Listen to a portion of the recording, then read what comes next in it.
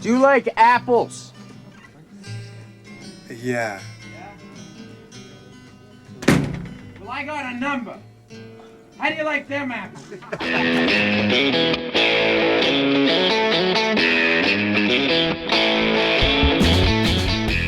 Hello and welcome once again to the Cine-Files, where each week we enter the world of a great film. We explore its themes, the history, the filmmaking, and the influence it has on us today.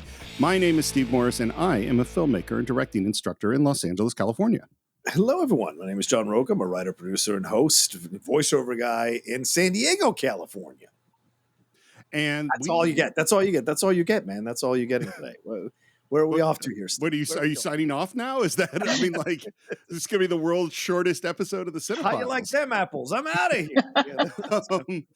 Well, and you might hear the sound of laughter that doesn't come from me, which means we have a guest. And not only do we have a guest that we have been trying to get back on this show. I guess it's been scheduling conflicts, or maybe there's personal reasons. I don't know, but it's been literally years we've been trying to get this person back onto the show. And that is casting director and someone I've known for literally more than 30 years, Karen P. Morris. Welcome back to the Hello. Thank you for having me. And it's not any of those things. It's just my being remiss and trying to find something that I wanted to talk to you guys about, because it's hard to follow up something like All the President's Men that I have literally millions of things to say about. But I don't have as many things to say about movies. I like listening to you guys talk about movies. So...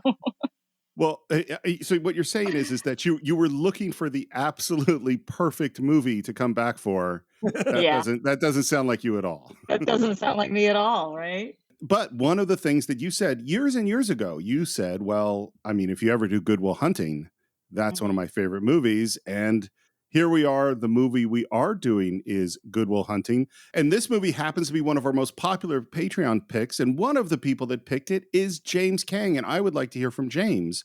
What made Good Will Hunting your Patreon pick? Hey, John and Steve. My name is James from San Francisco. And the reason I chose Good Will Hunting is because it's one of my favorite films of all time. Actually, the monologue that Robin Williams has about life experiences is scene I always go back to whenever I need to gain perspective on life. It's just a movie you don't really see coming out anymore also, and it's just a movie that reminds me again just the beauty of movies and screenwriting and being able to understand what life is about. And so I love this movie, and I'm so glad that you're able to cover it. So thank you very much, James. And Karen, do you remember how you and I first came to Good Will Hunting? You know, I was actually thinking about it this morning, and I'm not 100% sure. I'm pretty sure we saw it together, and I want to say it was at the ArcLight, but I'm not sure. I think it's at the Chinese. I'm pretty sure we saw it at the Chinese theater when it came out, and we were both blown away, wrecked by it. Absolutely loved it. It's still, I mean, revisiting it, I was still just blown away by how great it is. So, John, do you remember how you first came to Good Will Hunting? Yeah. It was in 1997 when this film came out, right? So it was my first year at Florida State University. I had not become friends with Michael Vogel and our crew of people. I was a friend with other people at the time.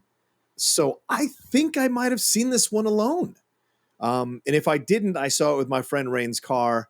And we went to go see it at one of these, one of the local theaters in Tallahassee. But I have a weird feeling like I went by myself on a Saturday afternoon to see this one.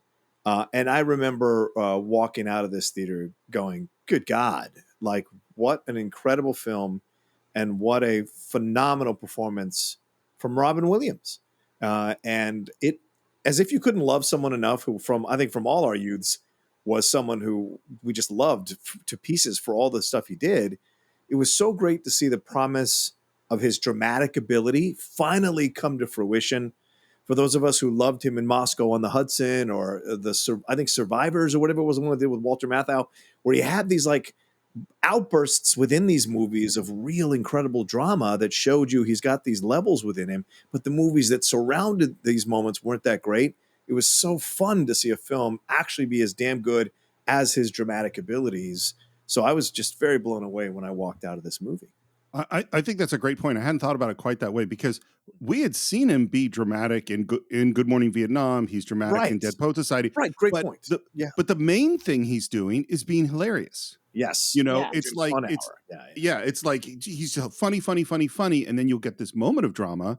That's not what Good Will Hunting is.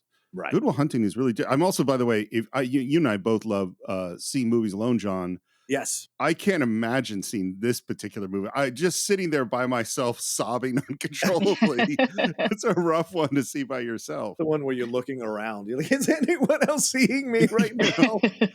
Please don't look at me. Some pre-production. Obviously, we have to start with Matt Damon and Ben Affleck. Yeah. These guys are friends since they were kids. Ben started acting in TV in the early 80s. Matt started acting professionally a little bit later. By the way, one little tidbit I found out, both of them were sitting in Fenway Park as extras for Field of Dreams. Oh, wow. That's cool. Isn't it? I know that. And what's so funny is they're just kind of coming along. They have a very solid progression. It's not like they just explode on the scene. It's that, you know, they are in School Ties, Dazed and Confused, and then we get Mallrats, and Damon's in Mystic Pizza in 88, you know, and then he's in Courage Under Fire. Yeah, so it's like these guys are up and comers, you know. Yeah. And this script started, Matt Damon is at Harvard, and he's got a playwriting class. Yes, it was his final project. And he's also dating a girl named Skylar, who's a med student. Oh, wow. And that's where Skylar comes from. She apparently went on, I forget what band it was. She went on to marry or date a guy from a famous band after she broke up with him. Wow. I don't know if that's trading up or not. I don't know what the band is. Depends on how long the band I'm gonna find that because I just saw it a few minutes ago. So I'm gonna find it. Keep going, but I'll find it. And then he takes this project that he had started in this class and brings it to Ben. And basically, their real inspiration is Sylvester Stallone and Quentin Tarantino, like these guys that wrote their way into success. Okay, so I found it. She left Damon for Metallica drummer Lars Ulrich. Lars Ulrich? What? Before filming began. Yeah, Skylar, the person that she's named for, left Damon. Like 20 years older? You don't usually drop the good guy for the bad guy. It's usually the other way around. You work out your shit with the bad guy and then go and be with the good guy because that was such a terrible experience. That's not usually how it works. Wow, Lars. No, and I'm not, of course, Lars Ulrich is actually a really progressive guy, really cool guy, and what have you, but certainly a drummer from Metallica. That's a badass and mofo. And what's so funny, by the way, about the way they wrote this screenplay was the way they described it is they reversed engineered it to give themselves careers. You know, like the whole ways they're thinking is like, what can we do to make us shine?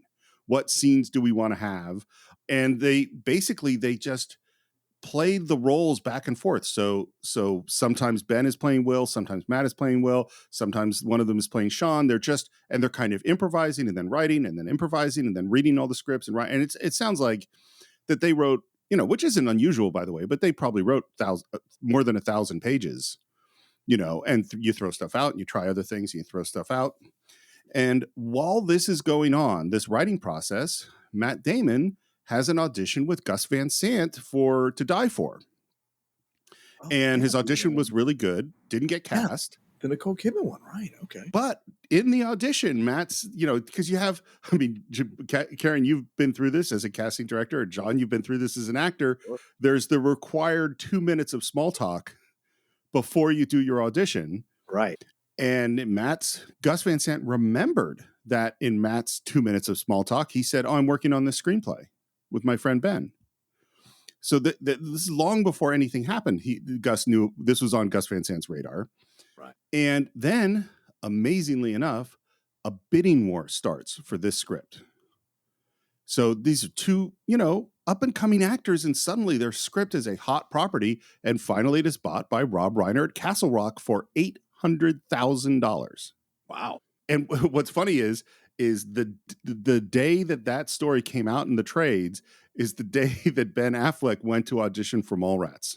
I also wrote a fun thing that apparently they used the trade saying what they were being paid for that to rent a place for them for like $3,000 a month, like an apartment for them.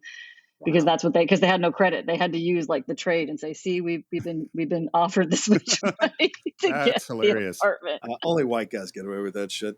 No way. There's no way. There's no way I could have shut up. Look, I sold this.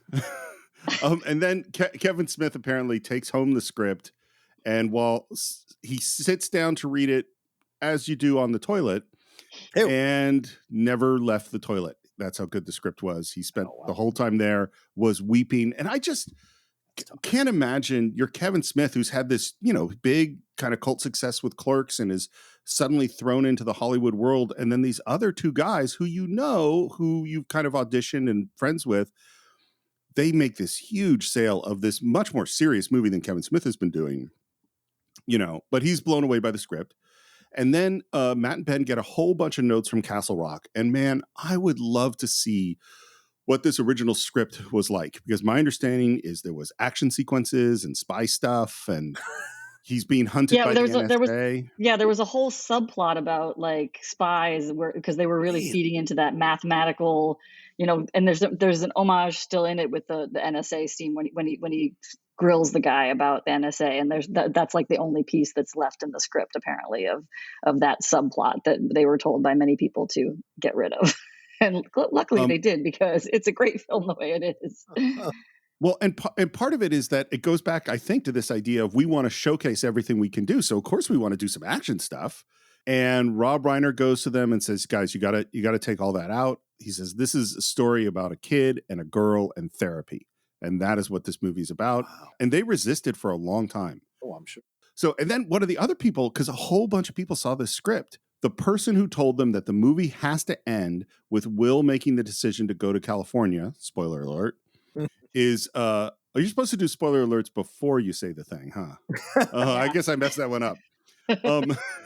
Is, of all people, Terrence Malick. Wow. I mean, it's just so bizarre to me that your script is being read by Terrence Malick and that he's giving you story notes. That's just crazy.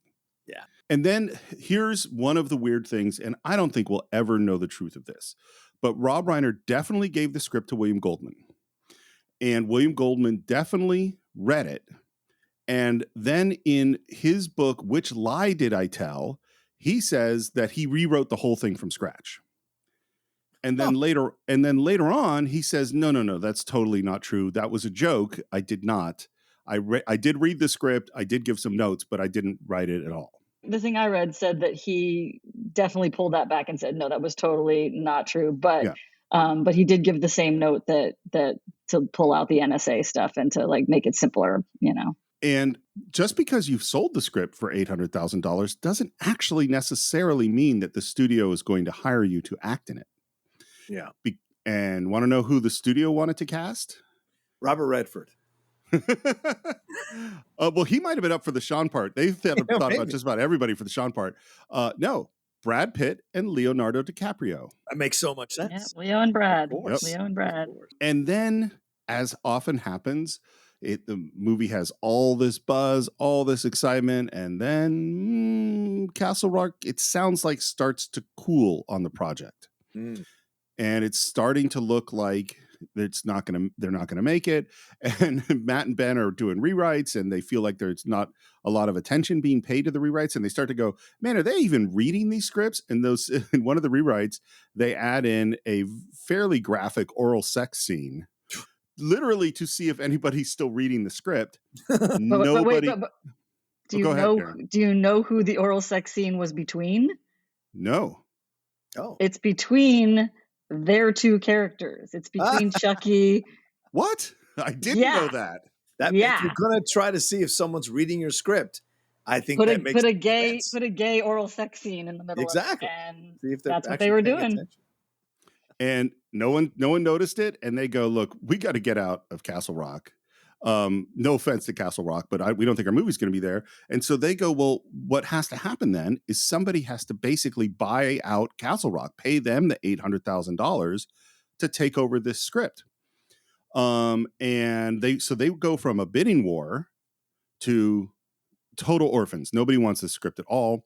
And finally, Kevin Smith, who does love the script, says, listen, let me get it to Harvey. And so the script goes to Harvey Weinstein. And, this is a truly horrible, awful person who also has incredibly good taste in films. And his only comment was, "You got to get rid of that scene." Yeah. Yeah. So Harvey saw the oral sex. He wrote it. He read it, rather. Yeah. Exactly. That's sad. It's on so many levels. Yeah, exactly. And this, by the way, is also why Kevin Smith and Scott Mosier are co-executive producers on the project, because they're the ones who made the Harvey Weinstein thing happen. Wow, makes sense. The other thing that shifted is that Matt and Ben have gone from being these working actors who were seen in some stuff to Ben is in the lead in Chasing Amy, and Matt is now the lead in The Rainmaker with Francis Ford Coppola. Right. So suddenly these people are hot actors with a script that is once again hot. And Harvey says, it's great, but I've already decided who's going to play Sean, and that is Gene Hackman. Oh, interesting choice. Mm-hmm. Now, Matt and Ben say that they wanted Gus Van Sant to direct this movie from the beginning. Mm. There's sometimes things people say that I go, I don't know if I buy that that's really true. But that is definitely what they say. And Harvey says, no, absolutely not.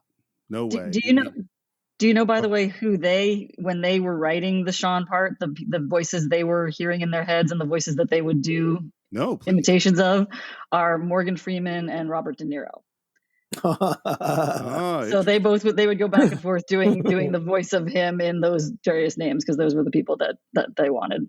I would love to see hear Morgan Freeman's Boston accent. That would just that would be pretty cool. Although, you know what? I think Morgan would just do Morgan. Yeah, probably. Morgan Freeman, it's not your fault. That would be incredible.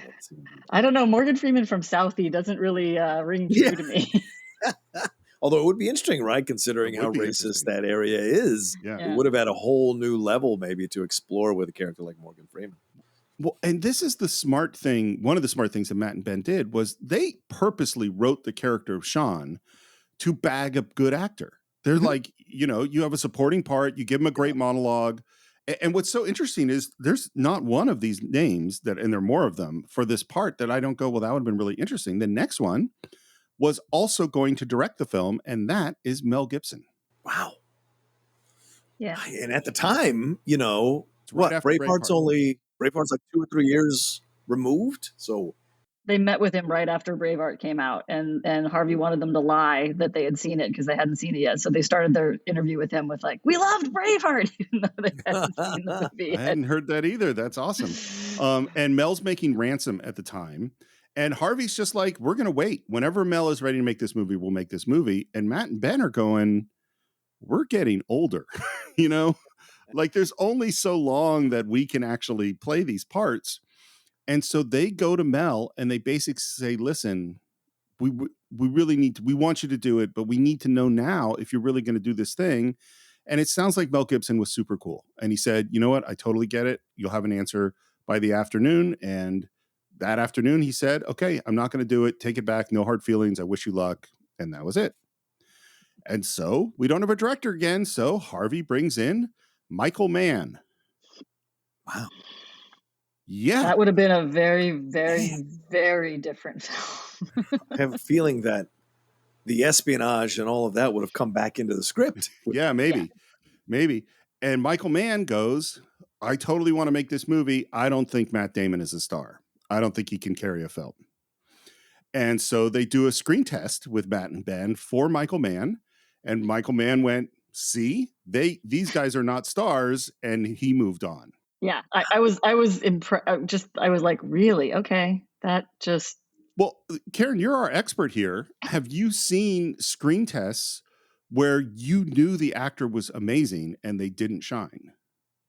Yeah, I mean, there definitely are times where that happens. And then if you're lucky, you're working with a studio or a network that lets you try again to get them to shine.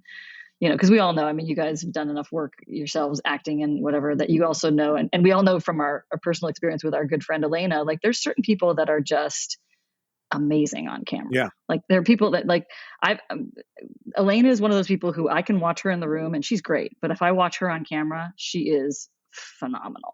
Yeah. And then there's people like there was way back before I did casting, I worked on a film when I was doing accounting. called Confidence. I love that film. That was an Ed Burns film. And it was a thing where he was a person that I liked, but I was not the biggest fan, but I thought he was good. He just never really impressed me the way that other actors had. And I met him in person, and he came into my office and started talking to me. And I was like, I couldn't, my jaw was on the floor, and I was just in love with him in person. Charisma, like just charisma oozing out of every pore of him. And I just couldn't take my eyes off of him. And I like, honestly, when he left the room, people were like, Karen, you need to calm yourself down now, because I was just so taken aback by him. But on screen, he's good, but like he never wows me the way that he did in person. And it's just interesting how that can happen with certain actors. So needless to say, we don't have a director again. And finally, we do go back to Gus Van Sant. He finally reads this screenplay that he'd heard about years before, absolutely loves it. And Matt and Ben give him a lot of credit. And they say that Gus Van Sant doesn't get nearly enough credit for this film. And this one, I do believe. Not only do I believe that they said that and meant it, but I think it's really true. I think this is a very deftly directed film. Yeah. Well, and it's also, if you're a fan of his, which I know you are, Steve, and I assume you are, John, is that you can see his, his sort of hallmark stuff, his touches, even on this, his touches, like his those kind of things where he'll get really close on people. And that is something that I think he's kind of known for, but maybe more subtly, maybe like, cause it's not something that you think of right away, but when you see it, it really helps you get drawn into the film. It really makes you feel like you're, actually a fly on the wall, that you're in the room watching this moment happen. And I think that's something that he's really good at. And people may not remember this, but for those of us who were around that time, he had done My Own Private Idaho and To Die For, which were these like really interesting independent films that explored the ugly underbelly of relationships and of nefarious people and of controversial situations and murders. So when it was announced that he was going to be directing Matt Damon and Ben Affleck in Good Will Hunting, there was this revolution. There was this, I don't know what to say, revolution, or there was this reaction. I'm sorry to say reaction. There was a reaction from the indie artists who said that he was selling out. He was doing a mainstream pop culture film, and of course, indie people are so provincial about their little things that God forbid someone want to break out, like Liz Phair want to break out and do a pop song. Yeah. God forbid, there's always this reaction from the indie crowd. And so when this was announced, a lot of people were very disillusioned with Gus Van Sant and reacted strongly to it, thinking he was selling out for the corporate or for the mainstream movie success, and they had lost one of their owns to the other side, And what's sad about that is that he brought what makes him so great and what makes the indie feeling so great to a film that really, in a lot of ways, is an indie film. Like, I know it is. Oh my God, I know that, but it really is an indie film. It's like, and because of that, I think the alchemy of Gus Van Sant coming in and doing that with them, it brought the same way that the Matt Damon and Ben Affleck was bringing sort of clout to Van Sant. His indie clout was being brought to them, and so it was just, I don't know, I think it worked so well that it just was this perfect storm of the right pieces of the puzzle hitting at the right, in the right way to make just an even better version than either piece by themselves would have been. Right. It was a great collaborative effort. He brought them closer to the indie side of things, and they brought him a little bit out of the indie into a little bit of the mainstream side of things. And it worked. They walked that line so well. And I recently watched Finding Forrester, which is also a Gus Van Sant film. And there's a lot of elements in that film from Good Will Hunting. And so it's great. I love both of those films. I would love to rewatch that. I loved that movie when I saw it. It's so good. And so it was fun to kind of explore Good Will Hunting again for this episode after having seen Finding Forrester, because there's so many connective tissues to that approach, plus Damon showing up at the end in a cameo. That's right. Yeah. So we finally got a director. We got a script. Matt and Ben are going to act in this movie. We still got to cast this part of Sean. And we've already mentioned a bunch of the people they went after. They also went after Ed Harris. They went after, a whole bunch of people. All of these people would have been good. I mean, like, fair point. They're all great actors, and it is a perfect support. It is literally written to be a supporting actor Oscar. You know what I mean? Like, that is where it sits. And Robin Williams had wanted to work with Gus Van Sant, and so he hears about the project. And he has 3 connections to Matt Damon, all of which he checked. So the first one is that he had just done Jack with Francis Ford Coppola, and Matt is doing Rainmaker. So he calls up Francis and says, hey, what about this guy, Matt Damon? And Francis says he's great. But that's not his only connection, because Robin Williams' niece was a PA on Rainmaker. Oh, wow. So he calls up his niece and says, tell me about this guy, Matt Damon. And they say, he's great. And then Robin's manager reads the script and he says, Robin, you have to do this. Now, we don't know whether or not it's his niece, Francis Ford Coppola, or his manager, which was most influential in him making the decision. But needless to say, he decides to do the part.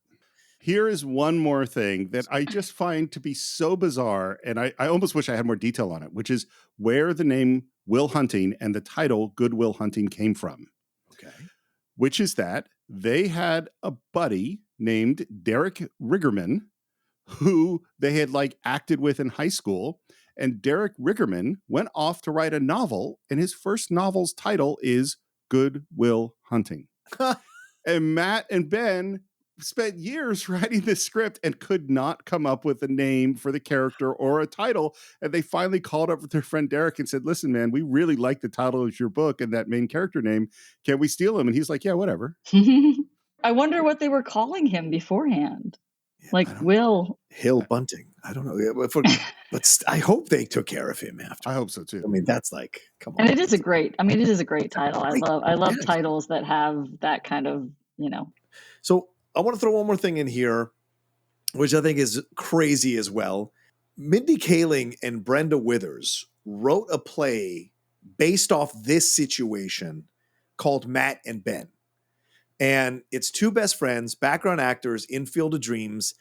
Two women are usually cast as Ben Affleck and Matt Damon in this play, and they write a screenplay. So it's all about how they write the screenplay for Good Will Hunting, because again, around this time, as I was reading stuff about the movies and reading gossip in the trades or whatever back in the 90s there was a lot of people speculating that Ben and Matt never wrote the script, that it was written by other people, and that because they were popular, they put their name on it, and there's another writer who's never going to get credit for having written the script. So it was a whole thing. So in the play, which is obviously a satire, they're trying to rewrite Catcher in the Rye.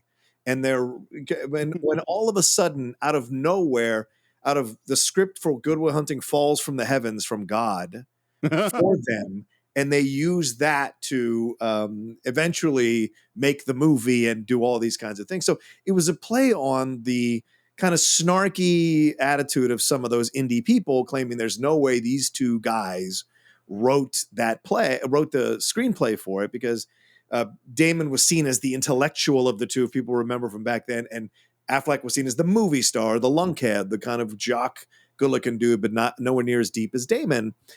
And the play makes fun of both of them throughout the whole play. So in a way, Mindy Kaling, who was not that well known, in a way, this play announced her, and from that we get Mindy Kaling, who is the big star. Now, of course, at some point she was probably going to be discovered, but this was the play. And I remember being in LA when this was being done off the main strip there. And I remember it being a big sensation for people to go see it. I was a little snarky about it because I was like, why are they making fun of them? I love Ben Affleck and Matt Damon. And so I never went to see it. But later I realized that I should have gone to see it because it's apparently a very funny satire on this whole situation. And although they make fun of him, they also redeemed them both by the end in the way they're portraying the characters. So it's a fascinating. That sounds fun. And it's still being performed. It's still being performed around the country. So yeah. A little Rosencrantz and Guildenstern sort of yeah, kind thing. of. Yes, that's a great reference, Karen. Yeah. I didn't know any of that. That's totally fascinating. No. And I had never heard about any of that. I love it. What? Wow. I would love to. I mean, I'm sure Matt and Ben, I'm assuming they must have seen it, Yeah. Like, I wonder what they thought of it. There's no way they haven't seen it. Yeah. I mean, they That's take it as a test from God, the script, and they struggle with this moral conundrum. Should they take the script that they've been given, or should they keep working on the script that they were working on? I love it. I want somebody to redo that now. In the 25th anniversary, I want them to redo that now. So let's get into the film. Okay. I love this title sequence, and the first thing I notice is that Danny Elfman score. Yeah.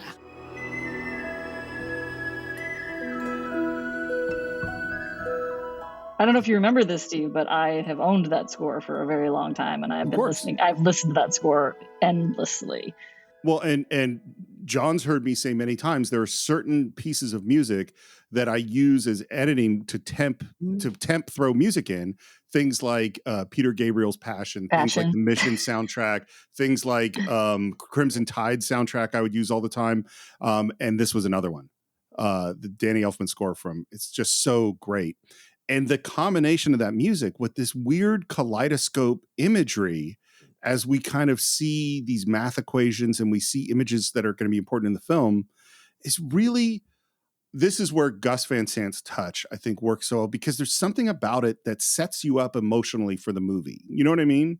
So the way they did this is, first of all, they had to find a little kaleidoscope thing. And this, what they are shooting through, apparently, is a crystal shaped like a Christmas tree. Oh, That's what's giving this image. And the way they did it was all these math equations are blown up to like 6 feet tall. So they're these huge math equations that they're shooting through a crystal Christmas tree. And they let Matt do it a lot, where he kind of just walked around and looked at stuff with this little crystal. Yeah. And that's how they set up some of the shots. It's awesome. And then we go to just the world of Good Will Hunting. We see Southie. We see this old woman sitting on a porch. We have a top-down shot of Chucky, which is Ben Affleck's character, getting out of the car and walking to the door in a fantastic tracksuit, by the way. Yes. I think it's so important that the first kind of scene of the movie that we see is Chucky walking up to pick up Will. Because it's so significant. This is the bookends of the movie. Mm-hmm. And then we have these aerial shots of Boston and MIT. And then we go to a big lecture hall, which, by the way, this is all shot at the University of Toronto. And there is Stellan Skarsgard teaching. Yeah. He's so great in this movie. I think this is where I discovered him. Yeah, it might be. What I love about his character is that he and a lot of this is Stellan, by the way. It's like he's the weirdest small rock star in the world. You know what I mean? Like totally. his way is like, I am super cool. I am beyond cool. I am unbelievably famous in this very small group. You know? Oh yeah. Yeah. I can swagger around within this area. Big fish, little pond. And I love everything, the costume, the scarf, the way he taught, like the whole thing is so beautifully done. And this is the beginning of the semester at a very high level math class at MIT. I don't know if you knew this, but originally they wrote it with, he was supposed to be a physics prodigy instead of a math prodigy. And I think they went to a professor, I think of Matt's when he was at Harvard, and talked to him about it. And he basically said that it doesn't ring true because anything that is being done in physics is done sort of as a group think tank thing. It's not like a one person doing something on their own. And he suggested that they turn it into a math prodigy and then referred them. I think the physics professor had a brother who was a math professor, and then he talked them through it and kind of got them onto what they ended up doing with the Will Hunting character being more of a math prodigy than a physics prodigy. And he says he's also put an advanced Fourier system on the main chalkboard. And this is a math problem that he's challenging his students to solve by the end of the semester. And the person to do so will not only be in my good graces, but also go on to fame and fortune by having their accomplishment recorded and their name printed in the auspicious MIT Tech. Former winners include Nobel laureates, Fields Medal winners, renowned astrophysicists, and lowly MIT professors. Which is a lovely, perfect humble brag, I think. Oh, yeah. Although it's funny now that I'm thinking about it, because isn't he a Fields Medal? He is a Fields Medal winner. So he references himself twice. That's why it's such a good humble brag. Yeah. Oh, Sean, do you want the Fields Medal? You can have it. Well, that's all. If you have any questions, I'm sure that Tom has the answers. I want to save our conversation about Tom. Yeah, Tom's a real guy. But for later, Tom. Yeah. And then we cut to Matt Damon, Will Hunting with a mop, and he's mopping the hall, and there's a bunch of students who are looking at this very difficult math problem, and then they move away, and he looks at the math problem. By the way, they move away because he slops a whole bunch of water like real close to the feet. He kind of is antagonizing them from the second he starts there.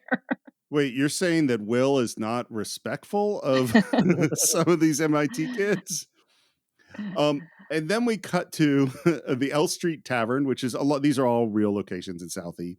And I'm not going to quote this whole conversation between Chucky and this woman, but it is A, funny, and B, feels completely real to me. Not having grown up in Southie, this feels real to me. Why didn't you give me none of that nasty little hoochie-woochie you usually throw at me? Oh, fuck you and your Irish curse, Chucky.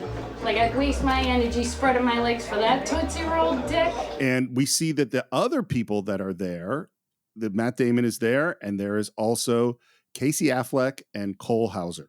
Mm-hmm. So Casey is in To Die For with Gus Van Sant. Right. So he might have gotten the part that Matt auditioned for. Oh, yeah. Apparently, he was not sure that he wanted to be an actor at this point. What he does with this character is crazy. Tootsie Roll! Apparently he ad-libbed a lot of his lines, and apparently it has been said by both Gus Van Sant and the boys who wrote it that he did so much better than anything they ever wrote for him just by ad-libbing his own stuff and just saying what he wanted to say. Shows you the talent in that Affleck family for sure. Yeah. It's amazing to think how many Oscar winners are in this damn cast in this in this whole, everybody are surrounding the production of this thing. It's just insane. And how many people, Stellan Skarsgard is about to be in Andor. Cole Hauser has essentially made a second comeback with Yellowstone. And Casey Affleck won that Oscar for Manchester by the Sea. And of course there were those allegations. So Casey hasn't quite popped up since then in a way, but like so many people involved in this are still working today or around today. And it's so interesting considering this is 1997, so. Well, and I love what they're doing here of setting up the contrast between the Southie world and Will Hunting's world and the MIT world and how Will is sort of, visiting that MIT world. Yeah. And then we go from this, raucous scene with, Chucky and this girl and all these jokes in this bar to that classic mirror shot of Matt working on the math problem and looking at himself in the mirror, which I always go like, do mathematicians do this? Is this like actually a thing? I'm like, don't they just write on paper? But it looks great. And then we see him on the tee. We see him back at MIT polishing the floor. And then he is all alone in that hallway working on the problem. One interesting thing, by the way, is that this was a pickup because the way the script worked is it really was Jerry Lambeau, but Stellan Skarsgard character's perspective is that we don't spend time with him. We never see Matt actually solve the problem because they wanted it to feel more like a mystery that, Stellan just comes out and sees the problem solved, rather than seeing Matt do it. And I think this is a much better choice. Yeah. We got to a batting cage and, the chemistry between Matt and Ben, it's great. Stop brushing me back. Stop crowding the plate. The banter in that scene is just so brother, like that awesome brother stuff of like, I'm just going to give you shit until you give me shit back. It's so perfect. You're going to get charged. You know that. You think I'm afraid of you, big fuck? You're crowding the fucking plate. Now, John, I don't know how much time you've spent in batting cages. Does anyone ever pitch in a batting cage? No, that was weird when I remember seeing that in the movie because I grew up in Virginia, in Southern Virginia. Northern Virginia, but we had batting cages in Northern Virginia, and I've never had someone pitch to me in a batting cage. And I'd go all the time when I was younger because it was just fun to kind of spend an hour shooting the shit with your buds, and it was a quarter at a time. So it was way cheaper back then. And then I've even gone to the one in Burbank every once in a while just to spend an hour by myself with my thoughts swinging because I'm terrible at this, and so I just like to go and have fun. And so I never played softball as much as, Vicky Kelleher, a former guest, has done. It's never really been the thing, or Josh Moon. So I just kind of enjoyed it, but I never had anyone pitch because I thought that was illegal. So, and I don't know if Ben Affleck would be getting to that level of speed, right? So it just seemed odd.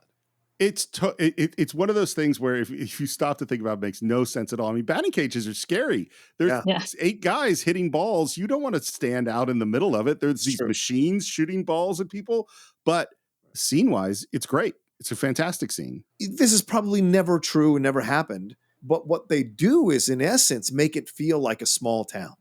Make Southie, which is connected to Boston, which is a massive town, They make it feel like this small town atmosphere.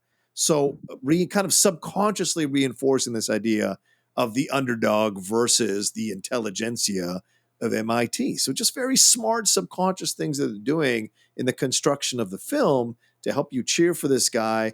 He feels like a majority of the people watching the movie probably feel like they know a guy like this. Some of their friends are like this. So you get that connective tissue almost immediately with a character like this. Well, and it's also fun to watch that there's actual intellectual combat going on between them, but there's also a physical thing that he's actually being crowded from, like the crowding the plate and then throwing the pitch at him, like that. There's the both the cerebral and the actual physical confrontation happening simultaneously, which I think helps elevate both of them. Yeah, it's funny. We're spending a long time on the scene, but now that you said that, it also occurs to me that one of the interesting things about this film is, Will Hunting is a genius. It's not just a genius, but a super duper genius. Yeah. And yet he fits in perfectly with these guys in South. Right. There's no barrier between them. But John, as you mentioned, we're setting up this contrast between the Southie world and the MIT world. And man, nothing does that better than the cut from the two guys kind of fake fighting in the batting cage to the guys in red jacket a cappella group at MIT. I'd hold you forever here. Like, that is a long way to go. And some students, including a young woman student, run up to Professor Lambeau. I'm in your applied theories class. We're all up at the math and science building. And immediately Lambeau starts flirting with her. It's Saturday. Unless you want to have a drink with me tonight. All of the coming on to women, that's all Stellan Skarsgard's idea. Of course it is.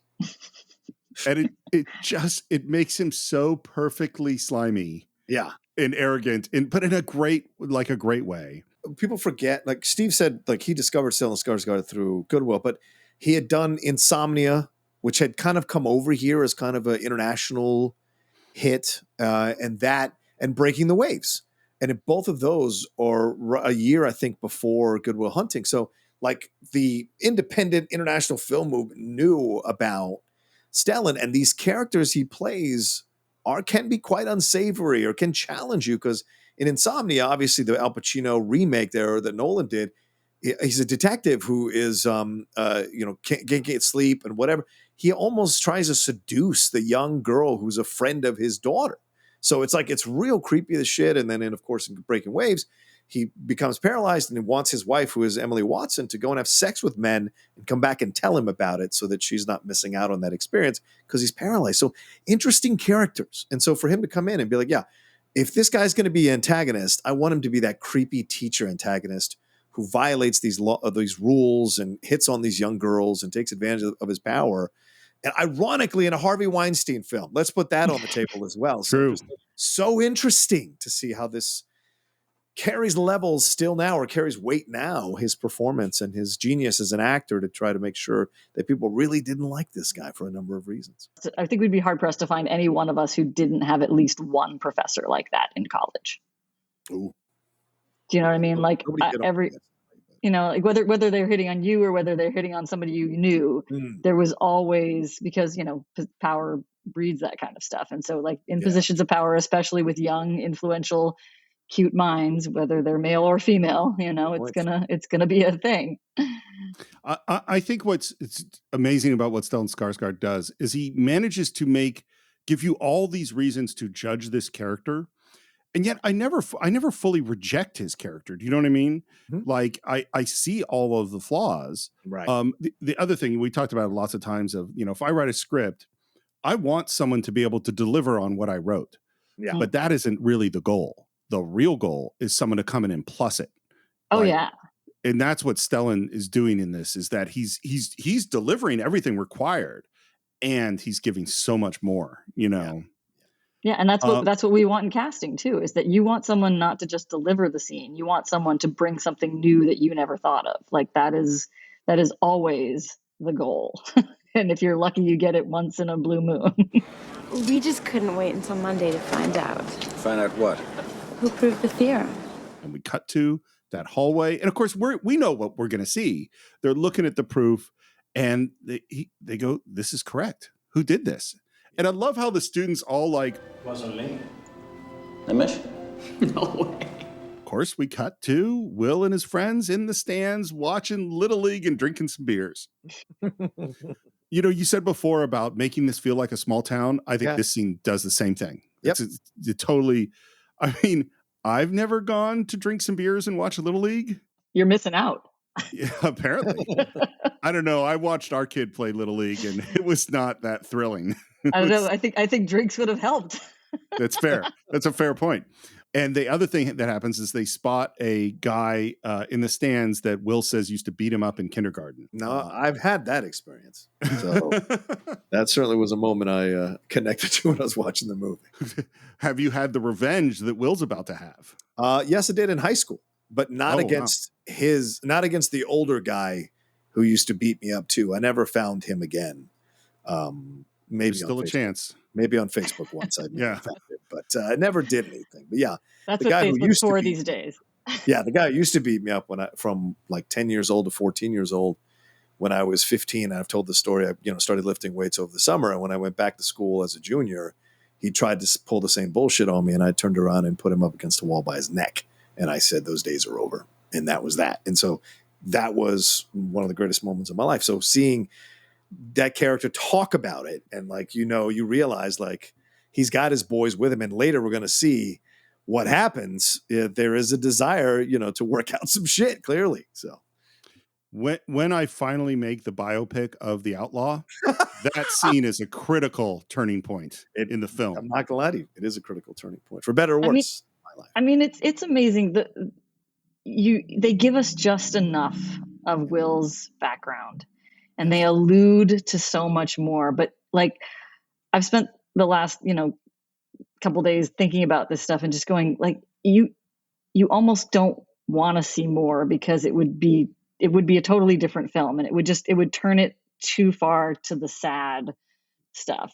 Because if you really start to think about what Will's life was like, when you really delve deep into it, it's pretty horrible. And to see any more of that stuff would color that character that we love so much, who's actually not as bad off as you kind of think he should be from the life that he's led. You know what I mean? He's got this, I don't know, there's a light inside of him that's there, even though it's buried a lot, but you see it, I mean, there is a huge mix of light and darkness, and we're just about to see the darkness. But before we get there, we have this scene in the car with Casey Affleck and Ben Affleck arguing about the burger. Okay, give me the burger. So if you're wondering where that performance comes from, apparently they had a joke, Ben and Casey and Matt, about being in the whammy business. And what they meant by the whammy business was when in acting a part, you go so nuts that it's either going to succeed like crazy or it'll be a disaster. Retainer. Yeah. And so Casey, by the way, one of the greatest moments of all time. That's a whammy performance. That is a whammy performance. And Kara could tell you how often one of us say, well, and our son, who now has a retainer he has to wear at night, it's so often that I say to him, retainer. So Casey said, listen, for this part, I'm going deep into the whammy business. And what was so funny is watching it, I've always had this thought of it kind of reminds me of what Benicio del Toro does in Usual Suspects, which is just this completely bizarre. Well, guess what? That's what Casey Affleck was thinking of, was Benicio del Toro from Usual Suspects. Oh, that makes me so happy. They said I get changed when I get the snow cone. I said that before when we pulled up. Why don't you just give me my sandwich and stop being a prick? And this whole scene of Ben Affleck talking about putting the burger away on layaway, it's all hilarious. Keep it right up here for you. We'll put you on a program. Every day you come in with your 6 cents, and at the end of the week, you get your sandwich. Why you gotta be an asshole? What am I, fucking sandwich welfare? I think you should establish a good line of credit.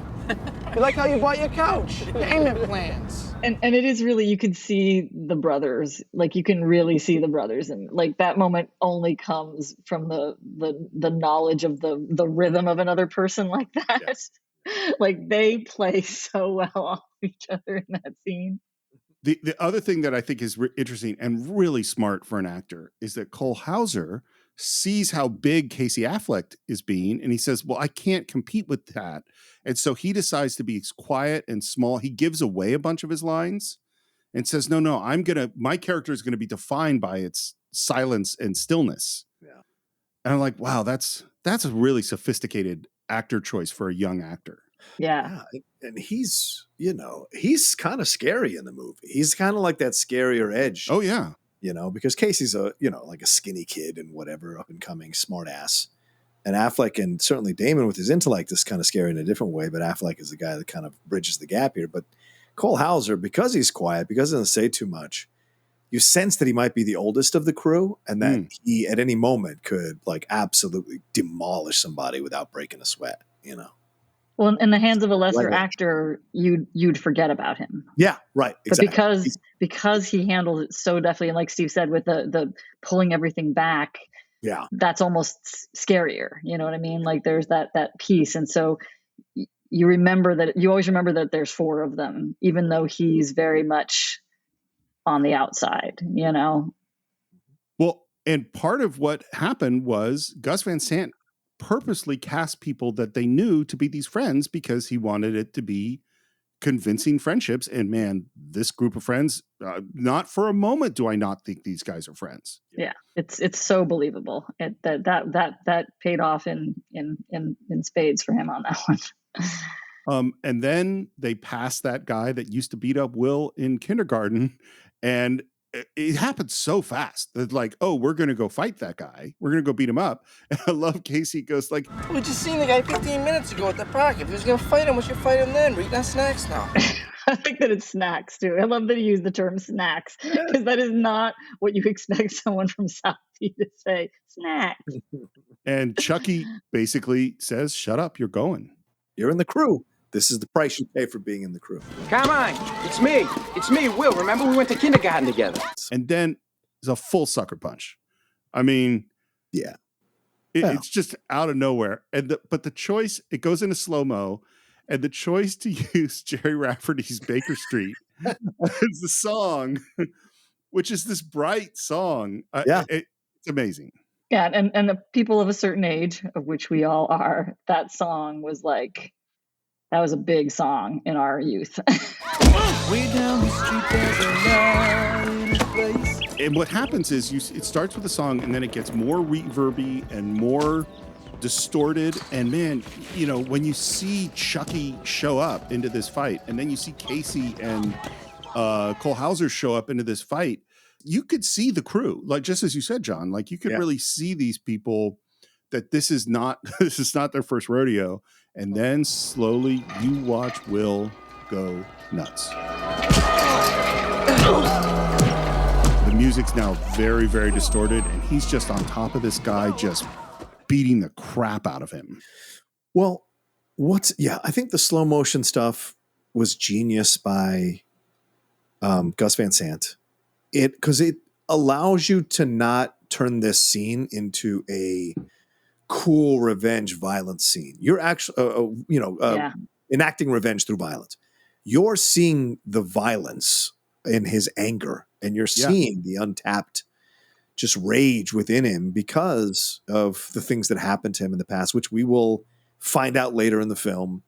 And that this also gives us what we're going to see with him and Skylar when he has those emotional outbursts with Skylar, and how ruthless he can be because he's been conditioned to this. So him taking out this revenge in this moment, it could have been shot in so many ways that made it look cool and satisfying, but it's shot in the way that you really kind of are uncomfortable with some of the brutality that definitely Matt Damon is meting out. The focused rage of Will on that one guy, and you see him turn almost inhuman. Like he really does stop being a human being for a minute. He just becomes this machine that is just intent on hurting this person. And so it really, there's a real arc in that scene that just kind of informs a lot about his character. And I think the Baker Street choice is a smart choice because that song is about living a plastic life, about confronting the emptiness of your life, about going out and drinking all the time so you don't have to confront it. And you don't have to move on. Yet you need to, you just can't. And so it's kind of got meaning here as well with the lyrics. If you listen to the lyrics about Damon's character, about Will also going out with his buddies, going out and drinking, getting involved in these things, getting into these fights. We find out in a minute that he's got this record and has done this multiple times. And he is, because he does not want to actually embrace his intellect and use it for because he's afraid of change. So he's going to stay repeating the same patterns. And if he doesn't break out of it, he's going to end up being one of these sad motherfuckers on the side of the road who just drinks his life away. So it's just a genius to use Baker Street, actually. I agree with all of that. And I think it's such a remarkable scene because what you get is there's this guy you're kind of rooting for up to this point in the movie. And you're like, oh, he's doing the math problem. No, and then you see this and you go, oh, it's really troubling and upsetting. And, and you're like, oh, this is my main character. And particularly they start yelling that the cops are coming. You see the cops showing up. Yeah, and everyone except Will responds the way you're supposed to respond when the cops show up. Right. And Will doesn't stop. And then the cops drag him off. And then he attacks the cops. Yep. And then we cut from this shot of Will's bloody face just on the ground with the police on top of him to that crowded classroom at MIT. Well, by no stretch of my imagination do I believe you've all come here to hear me lecture, or rather to ascertain the identity of the mystery math magician. I love the way he speaks. He has this wonderful formal sort of way of speaking. So without further ado, come forward, silent rogue, and receive thy prize. It's such a nerdy way of speaking, I love that he says math magician, because that's just one of my one of my favorite phrases from when you have a kid in school is they use that term a lot, math magician. I'm like, oh, I like that it's carried over to MIT and professorial stuff. Well, and I think back to, so we know we're going to find out later that Jerry Lambeau's roommate in college was Robin Williams' character. Yeah. And that Jerry was a scared, nerdy, totally immature guy at the time. And just from this little speech about, come silent brother and receive thy prize, I'm like, young Jerry Lambeau totally played Dungeons and Dragons. I was just going to say played D&D, right? Like had to play. Totally. He's a nerdy little math whiz who then became this big rock, essentially math rock star. And he's living off it, Yeah. But needless to say, nobody comes forward. Seems there will be no unmasking here today. However, my colleagues and I have conferred, and there is a problem on the board right now that took us more than 2 years to prove. So let this be said. The gauntlet has been thrown down, but the faculty have answered, and answered with vigor. Just a very JFK kind of sounding thing. Yeah. And we're just going to continue to do these contrasting things. We went from the fight to the classroom, and now we go from the classroom to the police station. And Will is walking out, and there is Chucky waiting for him with a cup of coffee. And I love the lack of conversation, because he just asks, when's the arraignment? Because next week. And they don't talk about it at all. Then we cut back to MIT. Will is at that board where this new problem is there. And Tom and Jerry Lambeau come out. I just realized it's Tom and Jerry. It is Tom and Jerry. Yeah. You're right. I hadn't thought about that either.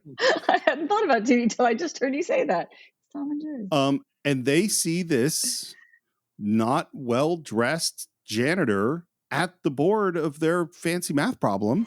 Sorry. What are you doing? Sorry. That's people's work. You can't graffiti here. Don't you walk away from me. Hey, fuck you. Then he's gone. Yeah. But what's interesting is that Jerry has been following Will. He didn't look at the board. Yeah. Tom has stopped at the board. And he walks back, walks up slowly. Oh my God. And Tom says, looks right. So Tom is John Mighton, I think is his name. And he is actually a math teacher. Yep. I think his casting is so great. I feel so much for Tom, and in later scenes too. How can you not? I mean, he seems like a really sweet guy who's just really trying. How many of us have felt like Tom? Raise your hand. Yeah. Right. Well, you know what it is? Like, there's some level of this movie that's, Amadeus and Salieri, because with Lambeau being Salieri. Well, Tom is the Salieri to Salieri. You know what I mean? Totally. He's like, can't even hang with Mozart. I'm just very grateful that I can hang around Salieri at court, One of the things that I think is funny about this is that, and I know nothing about higher math, but I love that the first equation looks like math to me, whereas the second equation, it actually looks like graffiti. So it's funny to me when Jerry calls him out and says, "You can't graffiti here." I'm like, that's what that looks like to me. Is it looks like some kid just plotting lines and trying to make a connect the dot number, follow the number kind of like, I have no idea. Like I couldn't even begin to understand how that has anything to do with math. Yeah, me too. Same. And now we cut back and forth. So now we're back with our guys, and Will has told them he got fired from his job, which is not true. But what we are doing is we are no longer in Southie. We are now in Harvard Square, and we are walking up to go to a Harvard bar. A Harvard bar. And I should say, you went to school in Boston, Karen. I did. I was at Boston University from 87 to 89. Go Bulldogs, I think we were. I don't know. You lost a lot of BU cred right there, man. I did live right outside the stadium for a year. Yeah, the Terriers. That's who they are, the Terriers. The Terriers, that's what it is. So we're in the bar. Chucky's going to go get a pitcher of beer. And also, he's going to bust a move on the hotties at the end of the bar. Work some magic. Yeah. Hotties. His dorky walk up is so funny. And there we get to meet Minnie Driver, who plays Skylar. Yeah. Who was coming off of Circle of Friends. Yeah. Her own kind of announcement of her talent. I was wondering what she had done right before that. That's right. Circle of Friends. Good film with Chris O'Donnell and Saffron Burrows. Great little Irish film. I loved that. I loved that movie. So I'm just going to say right here, I think Minnie Driver is amazing. I had a massive crush on her after this movie. They didn't want her. They didn't think she was cute enough. I forget who, but somebody didn't think she was cute enough, and they didn't want her to get the role. I'm like, you're crazy. She's and of adorable. Course, it leads to all kind of mad drama later on with because she dated Damon during this whole process. I didn't know that. Yeah. Oh, you didn't know that? Holy shit. Yeah, they started dating during the process, and they broke up before the Oscars. But she still had to kind of go as part of the cast. So it was super awkward, apparently. Oh, wow. Yeah. What's interesting, so John, we just did our Grease live show. Yes. In which Olivia Newton-John comes in to play an American part. They talk about her doing an American accent, and then they decide to keep it Australian. This is the same thing. Minnie Driver did an American accent for some of the auditions, and then finally they're like, no, you're way more charming with your British accent, which, I mean, come on. And there are definitely, I've seen that a million times too, where like I've had someone come in and audition with an American accent and they're really good. And then they start talking to you in their real accent and you're like, oh my God, like there is something. And some people, it's vice versa. Again, you never know how it's going to go. But yeah, there have been times where I'm like, can we please make this character British or Australian or whatever it is? Because this person is magnetic in a way that is inexplainable in their natural accent that they are not. That way, about Penelope Cruz and Diane Kruger. I don't enjoy them as much in their English roles as I do when I see them in their Spanish or German roles. I feel like they're much more realized, know? And there's a great line in Modern Family where Sofia Vergara says, do you know how intelligent I am in Spanish in my head? Like I have to translate everything I say to English. I'm super smart when I'm talking my language. And some people are much more alive as actors in their natural language, and it's funny because Stellan obviously not American himself, so literally going to say the same thing. Yeah. He's one obviously who has figured it out. Although I wouldn't know how he speaks in his natural language because I don't. I would recommend you watch the original Insomnia, my friend. It is so good. He's so good in it. Yeah. I just mean I wouldn't know what he's saying. I mean, I would with the subtitles, but I don't understand the language. Anyway, but I love Ben Affleck's taking a character from Southie who's trying to sound different, that he's different. So do you ladies come here often? Do I come here? I come here a bit. I'm here, from time to time. Yeah, he's trying to sound smarter than he is. And Chucky is smart. He's just from Southie, and he hasn't had the advantages. I mean, I don't think Chucky is dumb. He's trying to pull off that he goes to Harvard. So I think I had a class with you. Oh, yeah? What class? History.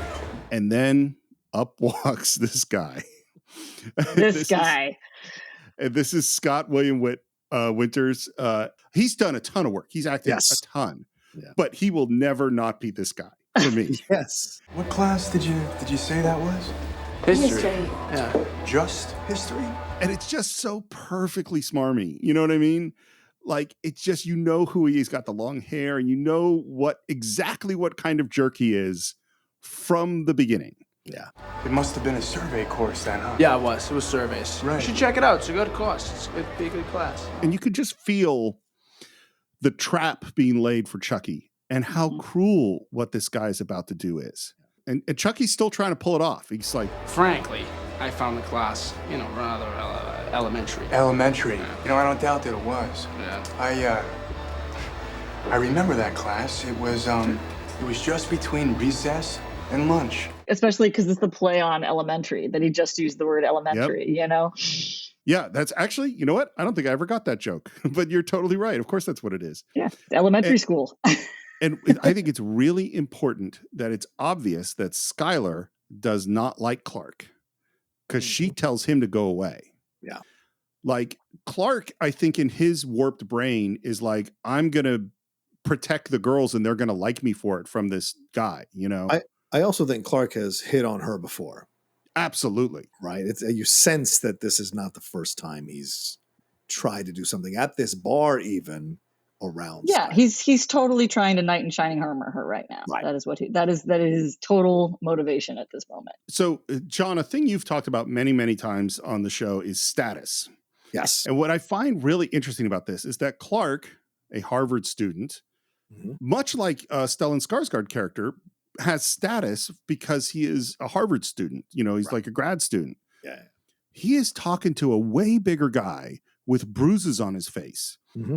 It's like there's a whole way that men decide status that Clark has nothing to bring to that conversation. You know what I mean? Mm-hmm. Mm-hmm. Like, I think he is. There's another scenario which Chucky just kicks the shit out of Clark. I think if we're in a different area of Boston, Clark's not in the bar. Oh, of course. Clark is in this bar because it's a Harvard bar. So the violence aspect of it all isn't really a factor, right? Because intellectuals supposedly abhor violence. And so he thinks he's in power in the situation because he can outthink Chucky, and he thinks he's going to be able to do so. And Chucky thinks it too, like because Chucky is he's in the place that is not comfortable to him. So he's pulling back his status, even though he knows that he could kick this guy's ass. That's not what's called for in this moment. He's smart enough to know that. So he knows that there's a status game going on, and the status that he has in sheer size has nothing to do with anything that's being talked about at this moment. Because this isn't a first venture, right? I'm sure they're like growing up, they have heard the stories of their dudes from their area of Boston, of Southie, who go into these bars, and then like one of them gets into a physical fight. It's the cops who are going to beat up the dudes from Southie over the Harvard guys, because the Harvard guys have daddy and mommy protecting the lawyers, the regents, the teachers, the school itself from these, low level people who they think are low level people. Well, is adjusting his behavior. You're right, Karen, to kind of like get out of the situation, because he knows he's in over his head in this situation. He can't rely on his fists, so he's got to pull himself out of this thing. Yeah, just the position of privilege of being, a white, educated, sort of rich. upper class, rich, whatever, And then Clark is going to try to give the intellectual, knockout punch. I was just hoping you might give me some insight into the evolution of the market economy in the southern colonies. My contention is that prior to the Revolutionary War, the economic modalities, especially in the southern colonies, could most aptly be characterized as... The Matt Damon moment after this might be one of my all-time favorite moments on film ever. Just the way that he handles him from start to finish on this scene is just beautiful. You know what just occurred to me is there is the cliche. It's like the fantasy novel or fantasy movie cliche of your unknown hero walks into the tavern and the bully comes along and then you see what a badass your hero is. And it's in everything. That's exactly what this scene is. It's just the intellectual version because he steps in and as soon as you see him kind of in the background, and then as you see him step forward, there's just a feeling of yes. Of course that's your contention. You're a first-year grad student. You just got finished reading some Marxian historian, Pete Garrison, probably. By the way, Peter Garrison is the name of the guy who helped them with all the history stuff. What's so great about it is that he's a math genius, but we have no idea that this other stuff is in there. Like, this is a complete out of left field. Like, I don't think I ever expected that. Like, you knew he had the math in him, but you just didn't expect that he was going to be able to do this. I mean, I think there is a level of Will's intellect and the way they treat it that is, in the superpower fantasy realm, but the fact that he not only says, I know the thing where you got the thing you just said, but I know the next 5 steps down your intellectual career. You're going to be convinced of that till next month when you get to James Lemon. Then you're going to be talking about how the economies of Virginia and Pennsylvania were entrepreneurial and capitalist way back in 1740. That's going to last until next year. You're going to be in here regurgitating Gordon Wood, talking about, the pre-revolutionary utopia and the capital forming effects of military mobilization. And I love that the guy who's sputtering, Clark, tries to argue back a little bit. Well, as a matter of fact, I won't, because Wood drastically underestimates the impact of social... Wood drastically underestimates the impact of social distinctions predicated upon wealth, especially inherited wealth. You got that from Vickers. Work in Essex County, page 98, right? Yeah, I read that too. And you're like, holy shit. I love his next line. Were you going to plagiarize the whole thing for us? Do you have any thoughts of your own on this matter? By the way, there's a moment in this where Matt Damon goes up on his lines and he kind of looks to the side and hesitates for a moment and then comes back. And it's one of those things where he did forget his lines and it makes it feel more natural. It improves the acting with that moment. You know what I mean? Yeah. But is that your thing? You come into a bar, you read some obscure passage and then pretend you pawn it off as your own idea just to impress some girls, embarrass my friend? And then if that wasn't enough, he says, see, the sad thing about a guy like you is in 50 years, you're going to start doing some thinking on your own, and you're going to come up with the fact that there are 2 certainties in life. 1, don't do that. And 2, you dropped 150 grand on a fucking education you could have got for $1.50 in late charges at the public library. That's a great line. It's great. I mean, it is literally the introduction of a superhero. That's a great point. I never even saw it that way, but you're absolutely right. Coming in to save the day. But then this is a superhero that's a little more of a street superhero. Yeah. Because of what's going to happen in this exchange next. But it's so perfect the way he handles Clark here and beats him. He beats him on both fronts, intellectually and physically. And then later, on the basic man level of getting the numbers. Yeah. So, and then it's like, we already disliked Clark. I mean, I don't think there's anyone on Team Clark in the audience. And certainly Skylar's not on Team Clark, but man, just to make it worse, he gets the beat up and then comes back to an obviously superior intellect. Yeah, but I will have a degree. And you'll be serving my kids fries at a drive-thru on our way to a skiing trip. What a dick. I mean, like, it's just a massive dick thing to say. Okay. And this goes back to, John, what you were just saying is the physical, because Will takes that in and says, yeah, maybe. Yeah, but at least I won't be unoriginal. But, I mean, if you have a problem like that, I mean, we could just step outside. We could figure it out. The way he does it, there's such a confidence. This is how... you're in trouble if someone comes up to you and just quietly goes, well, we can go outside. You're in trouble. Okay. The one that makes a big deal about taking you outside or meeting you outside, he's not going to kick your ass. It's the quiet one. And that's scary because he's already confident walking into the fight and you're toast. And the thing is, and I want to throw this out because this occurred to me as we're talking about it now, just now. It never occurred to me before. As we talk about this scene, you say like, Clark's a dick. He is. but Clark reverts back to the thing he knows, just like Will reverts to the thing he knows, violence. And the thing Clark knows is status. That's what he can rely on. Superiority. Right, superiority. No matter what happens between our exchange, you're going to be working at McDonald's and I'm going to be, living the high life, and you fucking know it and I fucking know it. So it's his way of trying to reclaim the upper hand because that's his defense mechanism. And then Will says maybe, but we can step outside. So he knows in a way he's lost the back and forth a little bit. I know a lot of people think Will wins here, and he does, but he's also lost a little bit by going like, but we can go outside and handle it. By reverting to the violence, Will hasn't quite grown, right? This is the arc.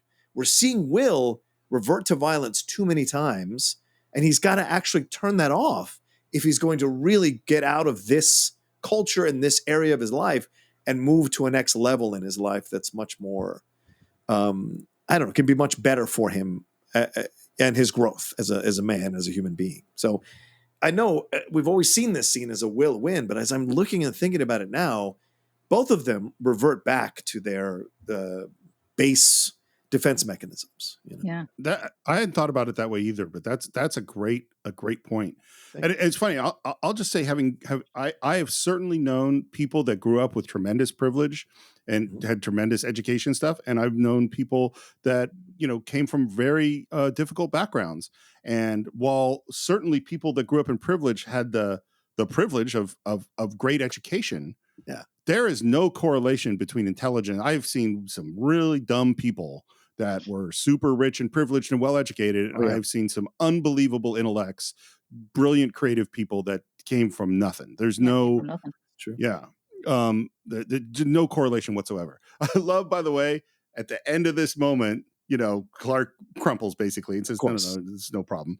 And then just How you like me now? Casey Affleck. My boy's wicked smart. wicked smart. It's later, and Skylar and her friend are walking out, and then she stops. And I love Casey says, I swallowed a bug. Which is a Heart of Darkness reference to Brando from Apocalypse Now. And he goes away. This Skylar moment is, I think every woman at some point would love to have this moment that she has right here. You're an idiot. What? You're an idiot. I've been sitting over there for 45 minutes waiting for you to come and talk to me. But I'm tired now and I have to go home. And I couldn't sit there anymore waiting for you. It's I'm going to say I love Minnie Driver too much, but I love her. This is an actress who is in that young prime. And watch her body. And Steve, I always watch actors when we're having our conversations. Watch her body. She's moving towards the door, then makes the move towards Damon, right? It's almost as if her mind is processing the thought patterns here, and her mind says, no, call him out. And she makes the move. And I love that. It's a great difference, right? Because she doesn't go just from the bar right to him. She's moving away and then shakes the chance, which is a nice little subtle introduction to an element of Skylar's character. She actually is much more humble than you think. She's actually much more vulnerable and nervous than you might think. So she's taking the chance here. But what I love about her is she is vulnerable, but she's also got that strength to her too. I mean, like I was getting to that. I was getting to that. Like, yeah, that moment is such a beautiful thing because especially I think back then, it's hard to think back, but I know for myself back then, I certainly would not have had the confidence at her age. And that's what I was getting at. Yeah, that she has the vulnerability and then has the confidence to go because the way she presents it in a way of like, you're an idiot. She's essentially turning around what some men do to women, that negging thing. She negged him in that moment. Exactly. Said, you're an idiot. I've been sitting here. You should have blah, blah, blah. So she's putting it on the table in essence and covering up maybe her vulnerability or fear of doing this by coming off in a strong way and a confident, which is great. Yeah, and it's beautiful to see that in a woman, like I said, of that time, because you start to get a sense of how much power Skylar could have if she buys into her own power. You're seeing the evolution of her character as a student, and because that's a very, very pivotal age range, especially for women, to try to come into their power in a time when we were not really taught to come into our power. And so most of us were taught to, you know, to really hide our power. Like, I mean, the things that my father said to me over my lifetime, you know, of telling me that I could be anything I want to do, but then also showing me other things. Like, we women, especially back then, were taught a lot differently now, I hope and I think. But we were definitely taught to be more under the radar and to let the men lead and to not stand up for ourselves and to not make moves for ourselves. And I love that with her in that moment, because like you said, John, I love that she is starting to leave. Yeah. But then there's something in her mind that says, no, I can't just leave. I need to go back and do the thing, because it's okay. It's okay for me to call him out. In fact, if he's half the person I expect him to be and want him to be, this will be the thing that makes him want me. And that's a beautiful thing, because it's not shown very often.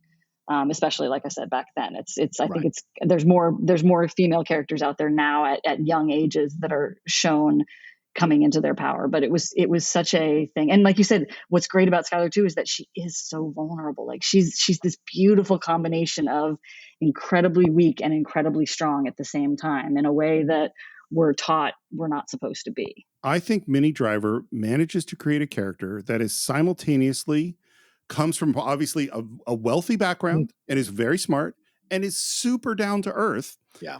Is definitely has some insecurities that she has to overcome, and is incredibly brave, and is totally comfortable being goofy, which we're going to see more and more later on. Like that's how much stuff does she get in? And we're seeing all of it in the scene. And after just some moments about, you know, her saying, I have to go waste some more money on my overpriced education. And I love how Will's sort of trying to back off of that with her.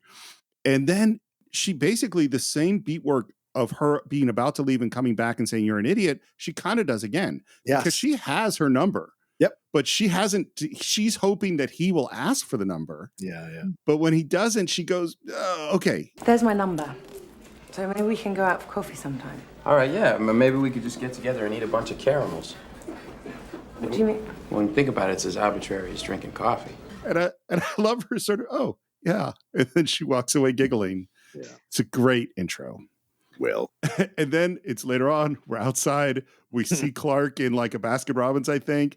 And this I believe it is a Dunkin' Donuts. Oh, it's a Dunkin' Donuts. Dunkin'? Right. Oh, it's a Dunkin'. Because come on, Boston is all about their Dunkin' Donuts.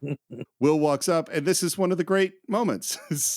He says through the glass, Do you like apples? Yeah. Well, I got a number. How do you like them apples? I mean, yeah. That will always be, I don't care how many other great moments there are in this film, that will always be the moment that I come to first on this film, is him smashing the window, banging on the window and then smashing the window, and how do you like them apples? It's just beautiful. Especially because Will didn't cajole her into giving her her number, right? It was her giving the number voluntarily, putting it on the table. So there isn't some kind of conquest. I beat you, man. It's more a matter of like, yes, I won, but I won because she came to me. She gave me the number. See, so there's a difference in that, you know, and I think there's a nice power in that moment too. Everyone's gone. And then we cut to a driving shot. It seems like they're driving into dawn with our group of friends. This is Elliott Smith has a lot of songs on this soundtrack. So good. And this one is No Name Number 3. This, by the way, is the first day of shooting. Right. Interesting. His driving shot. In the car, we're going to drive around for a while. And then we cut to like the work shed on the MIT campus, and Tom and Jerry walk in. I'm not going to be able to forget that now. And there are, and again, it's that class structure, because here we have the intellectuals coming to talk to the working men. And what's so funny is, I think Lambeau is so used to walking around in this cloud of his fame in the very small world that he doesn't know how to deal with people at all. I just need the name of the student who works here. No students work for me. Well, could you please check? And then I love that he says, I have this guy who works in my building. He's about this high. Which one is your building? Like, who the fuck are you? Yeah. You know, they don't care about him. Yeah. Great casting, these two guys. Great. Well, casting. and Tom says something like, well, this is Professor Lambeau. And then the other guy's like, well, this is Professor whatever his name is. It's like. And I love, so like you have Tom, who's like the hype man, you know, Exactly. trying to. That's totally what Tom is. He's a hype man. He's trying to like show, no, this is a great guy. And then I think Jerry, in like the most faux humbleness, goes, no, Tom, please. It's not important. You know, don't worry about it. Well, he didn't show for work today. Got this job through his PO, you can call him. PO? Yeah, parole officer. This movie is set up so well. It's funny too. I can't remember where I read it, but it is interesting of how did his parole officer end up getting him a job at MIT?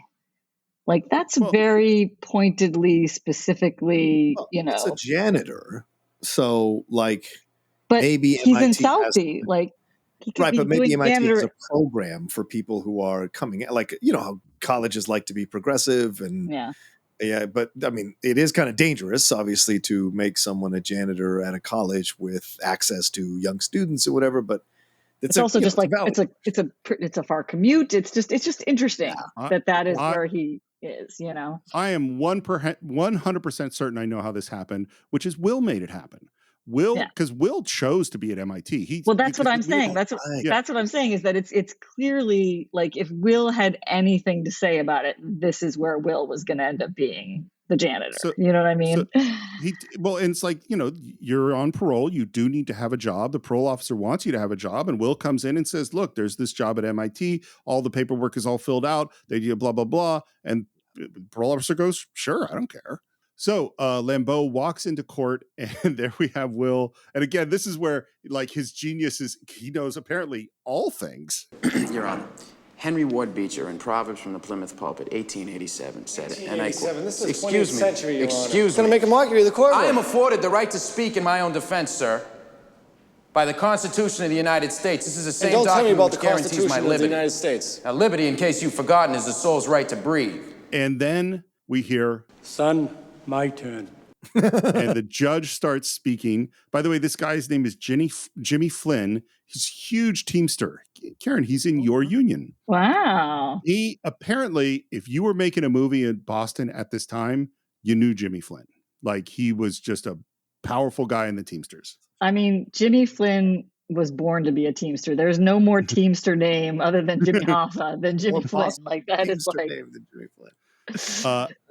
And I know a lot of Teamster names, trust me.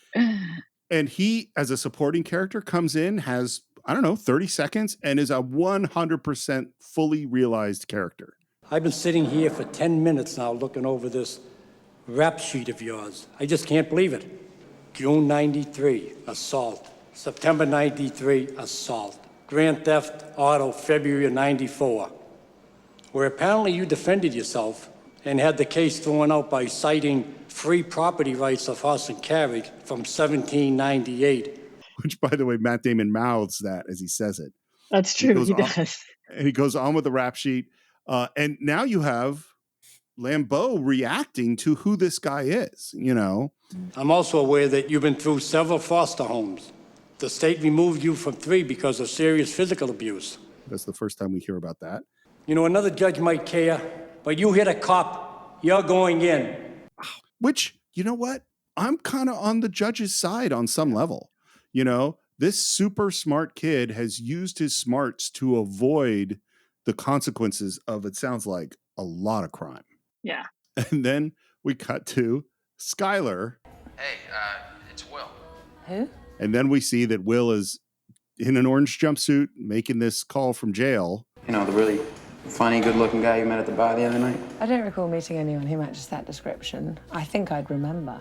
Oh, all right, you got me. It's the ugly, obnoxious, toothless loser who got hammered and wouldn't leave you alone all night.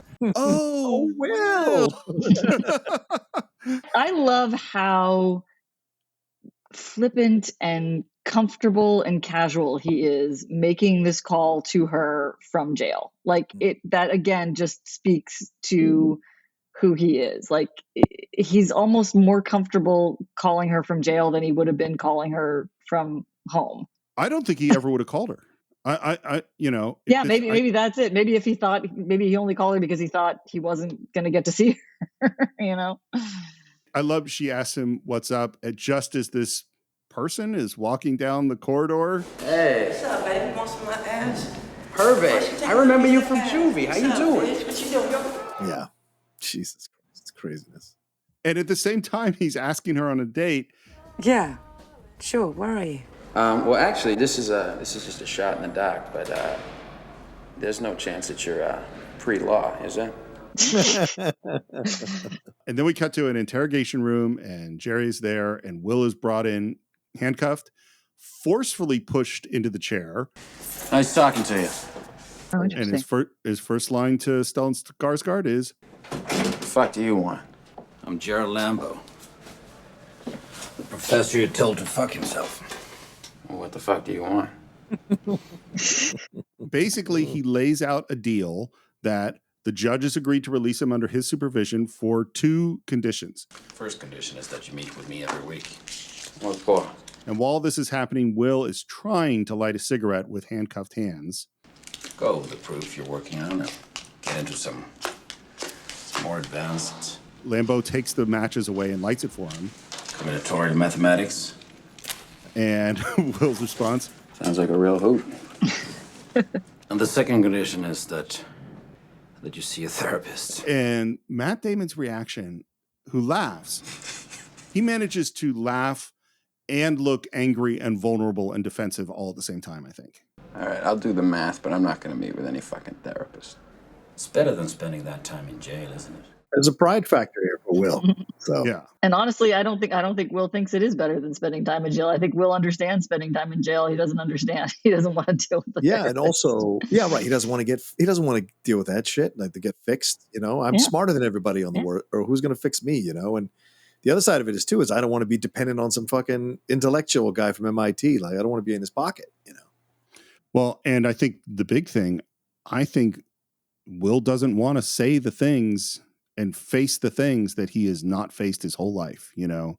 Yeah. Like, I think Will, it's not just that Will goes, hey, I'm not crazy. I think Will goes, I can't go there because it is so bad. That's what I'm saying.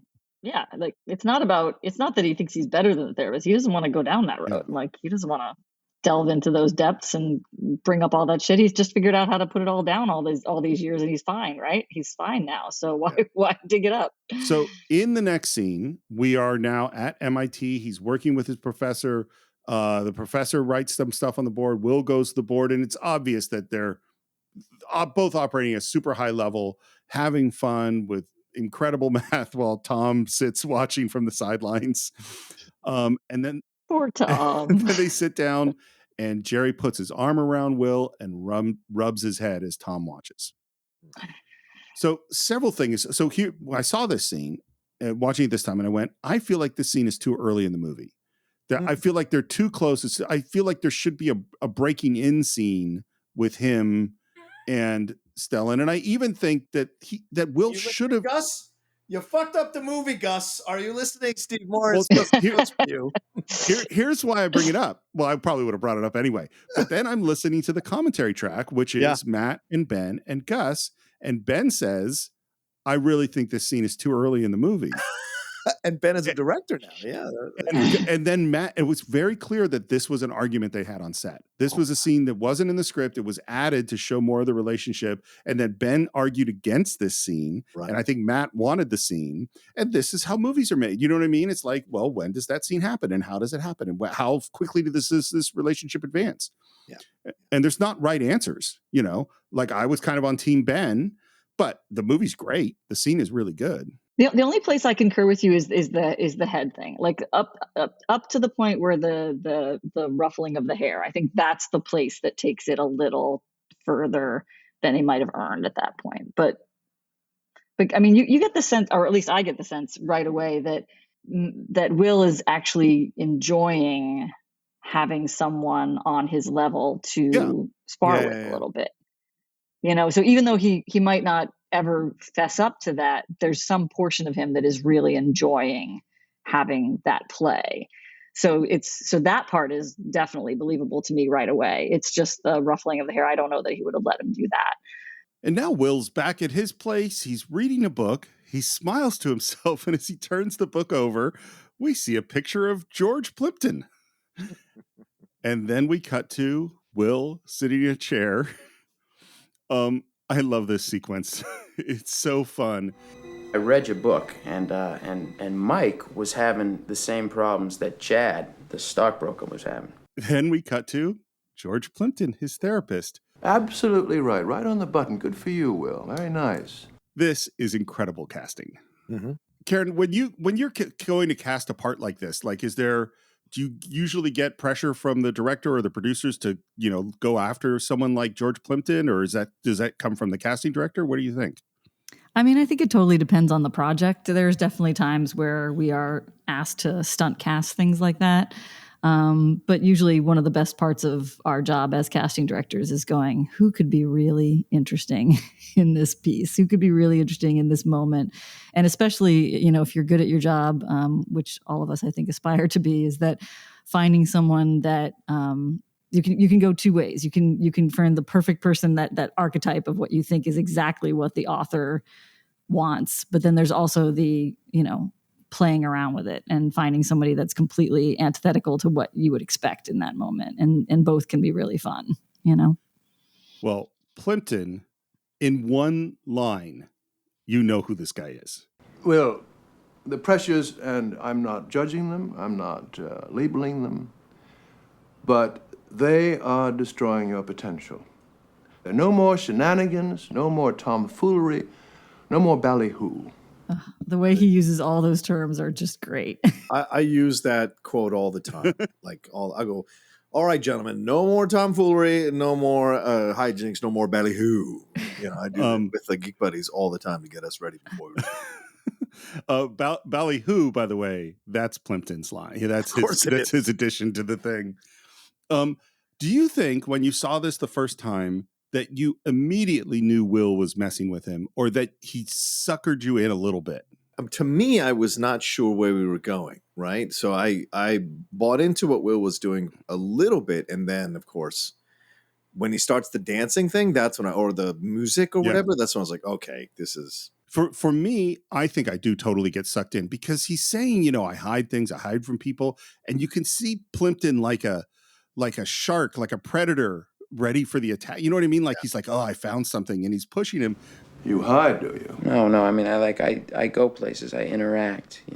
Really? What sort of places? Just certain clubs. More? That's nice. Yes. What sort of clubs? Like fantasy. And when he says fantasy, Plimpton's character gets suddenly more interesting. Talk more like that. And then John, it's totally, when he starts dancing and goes, you get that beat, that bum bum bum bum bum bum boom boom boom boom. You start dancing. Boom boom boom. Yes. And Plimpton is just all over it. And then out of nowhere, Will says, do you find it hard to hide the fact that you're gay? And the reaction. What? It's so good. What? Look, buddy, 2 seconds ago, you were ready to give me a jump. Then we cut to Professor Lambeau, again coming onto a woman, again Stellan Skarsgard's idea. And those kinds of little things just add so much. And Plimpton comes out and basically says, I can't do this. What's fun for me, and I don't know if you guys agree with this, but like what I think they capture with his character is what we think of when we think of that type of therapist, like that exact sort of like looking for those little moments and just like grabbing onto them and then like needling in a little bit further. And I think he's so good at being like the perfect encapsulation of that type of therapist, which is personally for me exactly the kind of therapist I don't want to talk to. Some people respond well to that. I don't know. Just to be real clear, is George Plimpton's character gay and in the closet? Yes. Agreed. Yeah, I think so. Because what's so amazing that, again, the superpowers of Will's intellect is that he is able to immediately find someone's weakness and sum them up and attack where that weakness is. And then we cut to, again, Will is now lying down and now he's being hypnotized. And again, I feel like it sucks you in a little bit. Something's in my room. What is it? It's like it's a figure. It's hovering over me. It's touching. Where is it touching you? It's touching me down there. Gets into, physical and sexual abuse. And you're like, oh my God, like this is, and then there's this moment. We start dancing. It's just beautiful. Because we can make a lot of love before the sun goes down. And the transition into, oh my God, he's singing Afternoon Delight is amazing. Sky rockets in flight. Afternoon delight. Hey, afternoon delight. I had actually forgotten that because Steve knows that moment when he does Afternoon Delight is probably Steve's quote is retainer. Mine is afternoon. I will just bust out into Afternoon Delight, and just I'd forgotten that was not with Robin Williams. I forgot that was with one of the earlier therapists. And so when it came up, I was just, I was giddy on my couch laughing at that moment. I also find it interesting, by the way, that Professor Lambeau is in the therapy sessions. Mm-hmm. Yeah. And that's, I think, very, I don't know. It's very telling about his need to control the situation. Exactly. Yeah. He's not doing this for Will. He's doing this for him. And that he doesn't see Will as fully human with full human rights on some level, Yeah. I mean, it's more about, since Will is in his care, it's a responsibility thing too, as much as anything else. Is like he wants to make sure that whatever is happening with him, he's aware of it because he's responsible for it, because he's that kind of person that is just like, well, if I'm going to be, responsible for him, I'm going to be responsible for him. So needless to say, another therapist is out. I think they actually shot some other ones as well. Mm-hmm. I have a quick question for you guys. Have either of you, I know that I have either of you been under hypnotherapy? No. Yeah. It's nothing like that. I mean, I've only done it a couple times, but I do not believe that someone would take me back to a place where I would be like, full on, squawking like a chicken or any of those kind of things. It's a much more just getting into your subconscious and teaching you things to help you with stuff that you're already working on. It's not generally that kind of, that's what, movies and television try to get us to believe. But I find it really difficult to believe that anybody would really go down to that place. Were you ever tempted to burst into Afternoon Delight? Nope. Can't say that I have been. Then I don't think you were really getting the most out of your hypnotherapy. I'll talk to my hypnotherapists about it. I didn't do hypnotherapy, but I did regressive therapy, which took me all the way back to when I was 7 years old in elementary school. And did it work? Did it get? Yeah, it really did work because it all went all the way back to this one, and it's like this incident is the reason why you're constantly seeking approval in all these things when you go forward from it. That's why you've always struggled with this because of that moment. Interesting. And they use those, like the buzzers they put in your hands, and they do a ping pong sound that goes back and forth while you have headphones on. And then it slows down as the therapist taking you back. And it doesn't happen all in one session. It's a slow build to where you get to when you get there, you're absolutely shocked that you got there because you're so skeptical really going into it. Like there's no way and blah, blah, and that it really works. So it wasn't hypnotherapy, but it was regressive therapy all the way back to that moment. And so maybe that's what they should have been doing is regressive therapy with instead of hypnotherapy. Because I think hypnotherapy is much more just about surface stuff that you're trying to, work on. So what's interesting to me is that these are clearly the wrong therapists for Will. But Will takes that to mean that I don't need therapy because I can destroy these people and see through their facades means that I'm not fucked up. I think you're being too kind to Will. I think these could have been good therapists for Will because Will outsmarts Sean in the first interaction, which we'll get to a little bit later. It's just Will being a stubborn asshole and relying on his intelligence and because he can outthink somebody. So maybe you're right. They're the wrong people because they don't counter like Sean does. Yeah.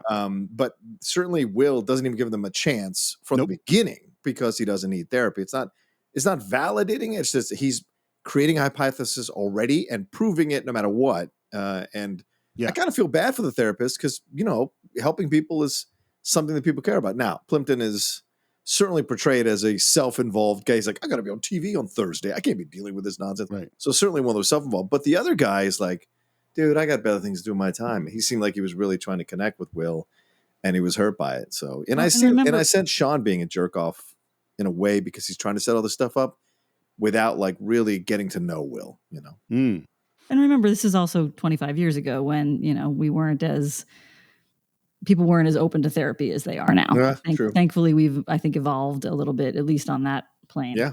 We've devolved in lots of others, but at least on the therapy world, more and more people are very open to the idea who might have been a lot more close to it back then. Well, and maybe, strangely enough, one piece of that might be this movie. True. Yeah, maybe. It's a very positive therapy portrayal. True. And speaking of which, we cut, and again, we're continuing to do this contrast between Southie and the MIT world, and now we cut from instead of the red jackets of the MIT world, we're at Bunker Hill Community College, and it's so fascinating to me that here we have Robin Williams standing in front of a class as a teacher, using humor as part of his instruction method, just like in Dead Poets. And yet his character is nothing like that guy, Like, he is so soft-spoken and quiet, and the way that he uses humor is different. And there's really no point for them being in therapy. I mean, hey, if they don't trust you, you're never going to get them to sleep with you. That should be the goal of any good therapist. Nail them while they're vulnerable. That's my motto. Oh, good. Everyone's back. Welcome back, everybody. And they all laugh, which is lovely. There's clearly that rapport that he can make that joke, and his students know that is a joke and that he is not being that guy. And then in walks Gerald Lambeau. And this movie does such a great job of instantly there's a history here. Hey, Jay. Yeah, and I think that's all on Robin Williams' face. Ladies and gentlemen, we are in the presence of greatness. Professor Gerald Lambeau, Fields Medal winner for combinatorial mathematics. Hello. Anyone know what the Fields Medal is? It's a really big deal. It's like the Nobel Prize for math, except they only give it out once every 4 years. It's a great thing. There's a thing on the blackboard there, Steve, that I read about that I was wondering if you knew about. Nope. All right, I need to read this to you. In his first scene, Robin Williams is standing in front of a blackboard. Behind him, written on the blackboard in chalk, are the words Susser 1969. In 1969, Williams graduated from Redwood High School, Larkspur, and then continued at College of Marin, Kentfield, just a few blocks away from the high school. He became acquainted with the drama department there at the College of Marin and performed in the production Taming of the Shrew by William Shakespeare. Robin Williams' first stage director was the late Harvey Susser. Thus, the blackboard code word seemed to say, "Hey, Harvey, see this? Now I'm the teacher." Wow. So I knew everything you just said, except that it was on the blackboard, because the reason Karen brought this up, and some of you might know, I went to Redwood High School. That is my high school. Robin, That's why I figured you might know because of that stuff, but I wasn't sure because I never knew that part about what was on the blackboard. I didn't either. Robin Williams, my freshman year, my drama teacher was Robin Williams' drama teacher, 12 years later. And Karen, just a week ago, you and I drove right by College of Marin. Oh, yeah. That's right where we were. That's kind of amazing. So how long has it been since we've seen each other? Before Nancy died. Yeah, I'm sorry. I think the way these two actors handle this moment is great. I was in Paris. It was that damn conference. I got your card. It was nice. You do get the history there. You do get that there's some hurt, but you also get that I think Sean believes that Jerry did want to be there on some level. We've all dealt with grief, and grief is a weird thing, and people often don't know how to deal with people in grief. Yes. And I think Jerry chickened out about connecting more with his old friend when his wife died and sent a card. And Sean was hurt and is now overtly saying, it's okay, let's move on. I understand. That's what I get, all of that in those couple of lines for me. And we cut from there to a bouncy house where Cole Hauser and Casey Affleck are fighting. Hey, what happened? You get leniency or what? I got probation and then counseling 2 days a week. Joke. You're a smoothie. Come on, Morgan, just submit. Yeah, this exchange here is really important, right? Because something you brought up earlier in the show, in this episode, where you said that Will seems to be able to always talk his way out of the situation, right? And just this quick exchange here, as you saw with Sean and Jerry, I think there's a thing here with Chucky and Will here, because Chucky's almost like, soft. You got off soft, because he knows Will always finds a way to get out of the worst punishment. And those guys have probably gotten worse punishments doing the exact same thing Will has done. But Will has a way of charming people in court or whatever, as we saw earlier. And so you sense there's this little bit of like anger from Chucky towards Will about that. These scenes mirror each other because they're both like not speaking about the thing that's there between them. And I think that's really great in the construction of the movie. You know, Chucky's obviously much more friendly with Will than Jerry is with Sean, but the exchanges are about not talking about the thing in the room, which will later be talked about by both of these couples between themselves in the conclusion of the movie. You know, this idea of you got a winning lottery ticket, you're not using, you're abusing it. The thing with Jerry and Sean later on about, you know, the whole thing that happened, the fight that breaks out between them because each one thinks the other one has this approach to life that doesn't make sense. You know, John, you just blew my mind in so many ways. Okay. I never thought about that in that way. I'd never paralleled the friendship of Chucky and Will to Sean and Jerry. That never occurred to me. And all of a sudden I went, and I'm sure we've all had this, where you have a friend who has behaviors that you think are self-destructive or are wrong, or they bug you, and you don't talk to them. And even there's a thing of like, if you have a friend who does a thing that's shitty on some level and they don't get the consequences, that you kind of go, I wish they would get the consequences so they could learn this thing, you know? And I think totally Chucky's having that thought of, he doesn't want his friend to go to jail, but he also doesn't want his friend to repeat the same behavior.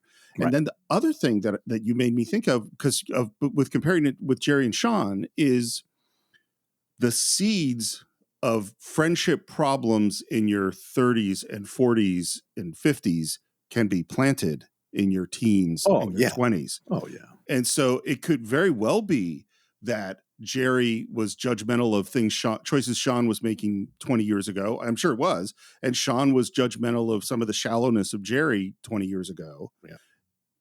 And just like Chucky and Will, they're not talking about it at this time. And now we see how estranged they are. It's an amazing point you made, John. Thank you.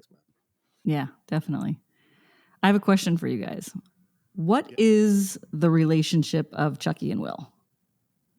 Like, how do they come together? I think they met in first grade. Yeah. That's what I think. I would say so.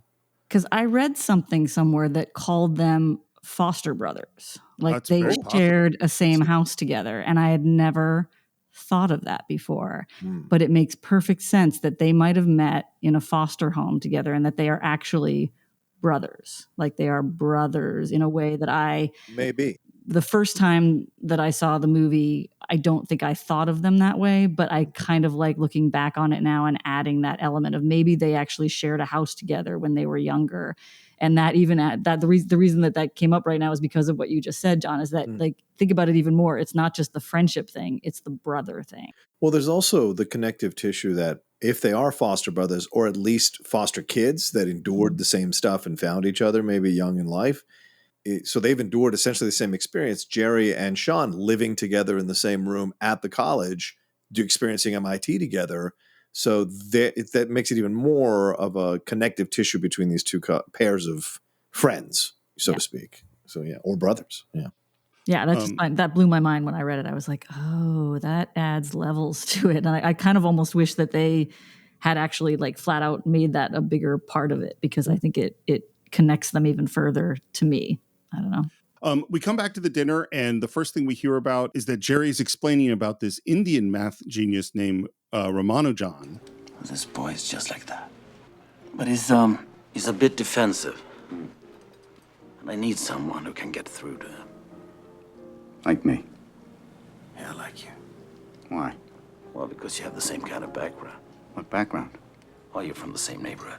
And the reaction from Robin Williams to find out that this boy genius is from Southie is amazing. Boy genius from Southie. But I also love that Sean is smart enough to ask how many shrinks you go to before me. And he knows who he went to. Let me guess. Barry. Yeah. Henry. Yeah. Not Rick. Sean, please. Mm-hmm. Just meet with him. We're at Sean's offices. We see Will coming down the stairs through the glass. It's a really nice design. This is all on a set, by the way. It's a poker game with this kid. Don't let him know what you got. He probably even read your book, if you can find it. I just love that some math genius thinks he's going to tell a therapist how to do their fucking job. Like, I just find this fascinating. And yeah, you could say, oh, they're friends. He's trying to have talk to him as a friend or whatever. But it's as if Sean walked in and was like, well, let me tell you how to do the math problem. Oh, yeah. How you should approach this. Do you know what I'm saying? It's Totally. a little bit of a condescending insultedness and thinking that he's on the same level as Sean, no matter what field they're discussing. And it's ridiculous. Yeah, but I feel like that's just a common thing in the world, that most people would think they are much more likely to be able to have an interpersonal discussion with someone about therapy, because we all, get that on some level, whereas higher math, we don't. I think that's just a common human thing too. But there's also the thing of, I am an expert in this one area and get nothing but praise all the time. I must be great at everything. I must be intelligent about everything. Yeah. I want to just focus on a couple of words at the end of this line. Mm-hmm. There is a huge difference between Jerry saying he's probably even read your book, which is just a warning, and he's probably even read your book if he can find it. Mm-hmm. It's a little dig. If he can, it's such a underhanded, throwaway dig that's insulting. It's terrible. Yeah. To say, and that. it is very much that brotherly, I love you, and yet this I know exactly how to get you, right? Kind of dig. Yeah, let's do it. I'm pumped. Let's let the healing begin. I'm pumped is my favorite part. Would you excuse us? Yeah, please, Tom. That Jerry can't even see that he shouldn't be in the therapy. You too, Jerry. Yeah, Sean kicks him out. Sean kicks Jerry out too, which is great. And now we're going to start our session with Sean, and this scene's incredible. Where you from in Southie? And Will does not answer and is looking around. I like what you've done with the place. Oh, thanks. Do you buy all these books retail, or do you send away for like a shrink kit that comes with all these volumes included? We know books are a big part of his life. You read any of these books? I don't know. How about any of these books? Probably not. What about the ones on the top shelf? You read those? Yeah, I read those. Well, we do see him kind of speed reading. Oh, yeah. In the film. So clearly he might have read all those damn books if he's a speed reader as well, because he's so intelligent. And what's funny is Sean says basically exactly what George Plimpton says. He says, good for you. Yeah. And Will gets up and he walks towards camera. And in this amazing shot, he's looking at the books. The United States of America, A Complete History, Volume 1. And then as he's looking at the books, there's a very quick shot of soldiers at Vietnam. Yeah. And I think that is critical. And they don't put a lot on it at this point. But I think this is critical to Sean's character and critical to what Will sees about Sean's character in this moment. Mm-hmm. Jesus. You want to read a real history book, read Howard Zinn's People's History of the United States. That book will fucking knock you on your ass. Which, by the way, is totally true. I highly recommend People's History of the United States. Its whole point is we only look at history through the great people who are basically all white men. Mm-hmm. And what if we look at the history of the United States from the people we never talk about? It is a great fucking book. I can't remember all of it, but there's something in the notes that I read about that too, that I think maybe Matt Damon was like his neighbor or something. Is Howard Zinn? Yeah. I have to find it, but I was reading something about that the other day. You know you'd be better off shoving that cigarette up your ass. It'd probably be healthier for you. So already Sean is a little bit different from our first couple of guys. Yeah. I love Will's response. Yeah, I know. It really gets in the way of my yoga. I love that line. And then the first sort of moment where I think Will has to take a little bit more stock of Sean, because they start talking about lifting weights and he goes, "What, you lift?" Yeah, Nautilus. No, free weights.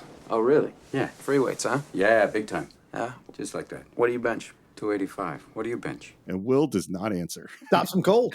Stops him cold. And he just changes the subject because Sean, I'll say this is my favorite scene in the movie. I know people love it's not your fault and the retainer, which is a great scene, and all these other scenes. But for me, this is my favorite scene of the movie. In fact, as I was watching it again for the show, I started constructing something in my head of a new show for my channel where I would just deconstruct my favorite scenes in a movie and just kind of go through it step by step. And this scene might have been the final thing that pushed me over the edge to do it, because I love this scene so much. So there's so much of a play between. There's so much of a power struggle throughout this entire scene between Sean and Will is not as out of his depth as you initially think he might be, and neither is Sean. And so it's great to see that as they interact here, because Will, for all his intelligence, can't match Sean for his combo of intelligence and physical ability, And life experience. Yes, life experience. And wisdom, By the way, I'm going to pull a Steve right now and say my notes at this moment was that fucking first scene of them together is everything. So I agree with you 100%, John. Well, and what's so funny is that Will just basically lost the first battle we've seen him lose in a lot of ways. Yeah. With the weights thing. And then he spots this painting. Yeah, the painting. You paint that? Yeah. It's a real piece of shit. Oh, well, tell me what you really think. Just the linear and impressionistic mix makes a very muddled composition. It's also a Winslow Homer ripoff, except you got Whitey rowing the boat there. It's great. And you can see Sean in the background, smaller, and he's just... If you just watch Robin Williams' performance and the building of tension that's happening as Will speaks, it's kind of amazing. That's not really what concerns me, though. What concerns you? It's the coloring. You know what the real bitch of it is? It's paint by number. Paint by number. Is it color by number? Because the colors are fascinating to me. Are they really? What about that? We've talked before about this idea of the line, which is what makes us understand screen direction. And filmmakers cross it all the time, but it means that someone who was looking left to right is now looking right to left. At this moment, when Will turns to Sean to start ripping into the painting, they cross the line. Yeah. Which I think is just a great little filmmaking choice. Now I want to go back and look at it again. I think you're about one step away from cutting your fucking ear off. The one flaw in this scene is I think the next line is unnecessary. Think I should move to the south of France, change my name to Vincent? That to me is like explaining the thing that Will just said. Well, to audience members who won't know what he's talking about. Right. Well, let me ask you, what do you think Will is saying in that moment? He's saying you're nuts. You're repressing horrible pain and right near killing yourself. That's what. Because he could also be saying that you're a fucking artistic genius. Oh, I don't think he's saying that. I mean, I'm just saying that, but it could go either way. The painting was a piece of shit. True. I think he's more. He found what he can needle Sean with, and he lost on the weights side of things. So he immediately he scans. He's like a Terminator. Yeah, exactly. He's scanning the room for what he can, reclaim his superior stance with Sean on, and then he sees the painting, and it's like, and he heads towards the painting, and now he starts to deconstruct the painting, make fun of the painting, and tries to reclaim his power in the scene by turning strongly to Sean and being like, I think you should you're just one step away from cutting your fucking ear off. So he's goading Sean. Oh yeah. And then Sean says, yeah, you think I should move, blah, blah, blah. So he's meeting Will at Will's reference level. And I get what you're saying, Steve, because it does feel a little weird as a button to the scene. Maybe there was something else they could have written, but I think he was trying to imply that he gets Will's reference, and Will is not as smart as he thinks he is, Right. Do you guys know who actually painted the painting? No, was it Robin? It was Gus Van Sant. Oh wow, very cool. So is that meta with Matt making fun of his movie? I don't know. I don't know. You ever heard the saying, any port in a storm? Yeah. Yeah, maybe that means you. And Robin, again, you could hear the edge come into his voice when he says, in what way? And because we can hear the edge come into his voice, Will can hear the edge come into his voice. It's just like you said, John, he's zeroing in on, I found a weakness. Yep. Maybe you're in the middle of a storm, a big fucking storm. Yeah. The sky's falling on your head, the waves are crashing over your little boat, the oars are about to snap. Again, just watch Robin Williams, man, in the background. Yeah. You're just pissing your pants, you're crying for the harbor, so maybe you did what you gotta do to get out. Maybe you became a psychologist. And now, Sean tries to end this. Bingo. That's it. Let me do my job now. You start with me. Come on. And he starts to go, okay, let's go back over here. Let's stop with the painting. And then Will says, Maybe you married the wrong woman. what's so crazy about the scene is Will is totally right. Mm. And even zeroes in on the wife as the problem. And he is totally wrong. Yeah. In understanding what the nature of that is. Right. I wonder where he comes up with the wife, because there's nothing to me that leads me to that next statement. Well, he's a fucking genius. Yeah. So he's Yeah, working on but that's what I'm levels saying. that Like, we I can't almost comprehend, really. I just wish that there was a thing that you could see the genius at work, because like it just comes out of nowhere to me. I mean, it's right and it works, and the rest of the scene is so hard and awesome. But yeah, Maybe you should watch your mouth. Watch it right there, Chief, all right? What we can see is a serious fucking red flag. Stop. So great. Will sees as I got him. Yeah. Will sees as a green light. Go, go, go. Yeah. Well, that's it, isn't it? You married the wrong woman. And in the background, you see Sean take off his glasses. He took his earrings off. He took his earrings off. We're going to get down. I love that reference, John. That's what he did. He essentially what he did. He took his earrings off. And then Sean makes the weirdest little whistle.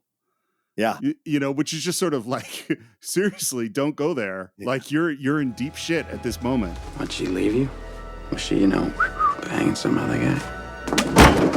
I wish I could remember how I felt, because this must have been so shocking the first time you saw this. Yeah, yeah. Because he, by the throat, slams him up against the wall. Yeah. I mean, well, the look on Matt Damon's face shows it. He was surprised, and not a lot surprises him. Well, and not only is Will surprised, Matt Damon was surprised, because Robin Williams was getting him hard multiple times over and over again, to the point where apparently he cut him on the throat somewhere. So Matt Damon's bleeding and going like, internally, Robin, like, can you lay off a little bit? Pull it back. If you ever disrespect my wife again, I will end you. I will fucking end you. Got that, Chief? Time's up. I think there's this weird connection. One of the most profound moments in the movie to me is in the other Sean scene that we were talking about, where he talks about his abusive father giving him the choice between the stick, a belt, or a wrench. And he chooses the wrench. And when Sean asks why, he says, because fuck him. Yeah. Which I think is an incredible bit of dialogue. Yeah, I have that in my notes too, because that is just that sums up Will in perfect simplicity in just that one sentence. Because he steps into pain. You know what I mean? And I think he's continually destroying father figures. Yeah. Like that's part of what he does as a self-defense. Yeah. The other thing, and John, you kind of said this before, but I want to come back to it. Mm-hmm. Will destroys Sean in the same way he did the other guys. Yes. Except more completely, I think. Yeah, but Sean also counters him in a number of ways that the other guys couldn't. Because he's a guy from Southie himself. Yep. So he knows how to play in Will's arena, and he knows how to play in his arena. And so he's able to counter almost everything Will does. Even though Will does dissect him correctly, Sean does the same thing in the counter, because grabbing Will by the neck, which of course you don't want to condone violence, but in that moment, that's a man-to-man thing.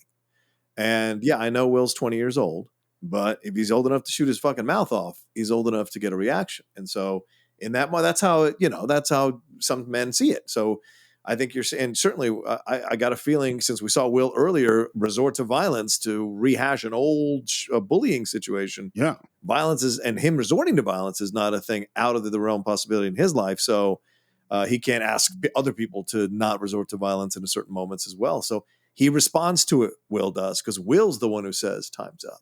It isn't Sean. It's Will backing down to Sean in that moment when he says time's up. And it's so important. One of my notes too is the Sean's face at the end of that scene is just tells you all you need to know, because it's that beautiful combination of I just lost to this kid. Yeah. But I think part of the difference between him versus the other therapists is that he's upset on some level that he lost to Will, but I also think he is not upset that he lost to Will because he knows that in losing to Will, he also won because he had this connection with him. And that by knowing that Will could see him so fully in that moment, it made him understand the level of intellect that he was dealing with there. And I think that is what gave him, I think, the confidence to then want to continue with him is that, and he saw that Will brought out this, this animalistic, this primal thing where he lost it. Like, this is something that I'm sure Sean has never lost it like that with another patient ever. Not with a patient, definitely not. No. And so losing it with Will in that moment was cathartic's not the right word. There's a thing that happened there. I think, there's something there that was terrifying, but also empowering. And I think it really brought Sean in more. Like, I think Sean was reticent about this guy at first, maybe, but then by the end of that scene, I think he sees what he could do with him, how he could possibly help him if Will allows him to, and that he can also get something out of it for himself, because I think he sees that Will triggered those buttons in him, and that might be something that he needs to work on in his profession. Yeah, it may be that he achieved a certain level of respect for Will by the end of the session. And look, you guys know professional curiosity is always something that encourages you to, work with someone who may be a bit more difficult than you anticipated. And so there's a sense there, I think, from Sean that, there's something more here. And the fact that Will got this reaction out of him is something Sean has to explore for himself. And we see that as the movie goes on, how he explores that within himself, There are a couple other things. I mean, I know we're talking this scene to death, but as both of you said, this is an incredible scene. Yeah. We've been talking about the distance between the world of Southie and the MIT world. Yeah. We've also talked about the difference between the physical confrontations and the intellectual confrontations. So with the guy from kindergarten, Will throws down physically. Right. When we're in the bar in Harvard, we talked about this, asshole of a grad student trying to battle intellectually and not worrying about it turning physical, because we're in and that's where we have an intellectual battle. In this scene, it's both. Yeah. Mm-hmm. Is that Will tries to defeat the guy intellectually and the guy comes after him physically. Yeah. Which is jarring to Will at that moment because he hasn't seen someone with both like that. And Will heads out, and there's Jerry who says, I'll understand if you don't want to meet with him again. Thursday, 4:00. Make sure the kid's here. And it's this that's the difference with the other therapist. It's not that Will didn't take him down and attack. He did. It was the same and took him down even harder, I think. It's that Sean has the compassion to, rather than reject the kid, which is what the other guys did, to say, no, he has to come here. That's the difference to me. Yeah. Well, and even more than that to me is that, like, if you look at Robin Williams' eyes at the end of that scene as Will's walking out, you can see the pain in his eyes of what he just did. Like, he feels so bad about resorting to physical violence. That is like the last thing he wanted to do, the last thing he meant to do, especially because he knows about this kid's background. He knows, like, violence was the last thing he ever expected to happen in that room. And you can see how much he wants to take it back. You can see that he will do anything and everything to try to fix that moment, even if it takes, years. He will do whatever he has to make up to Will that he did that to him in that moment, because he basically betrayed him the way that all other father figures have in that moment. And he can't get past that without trying to fix it.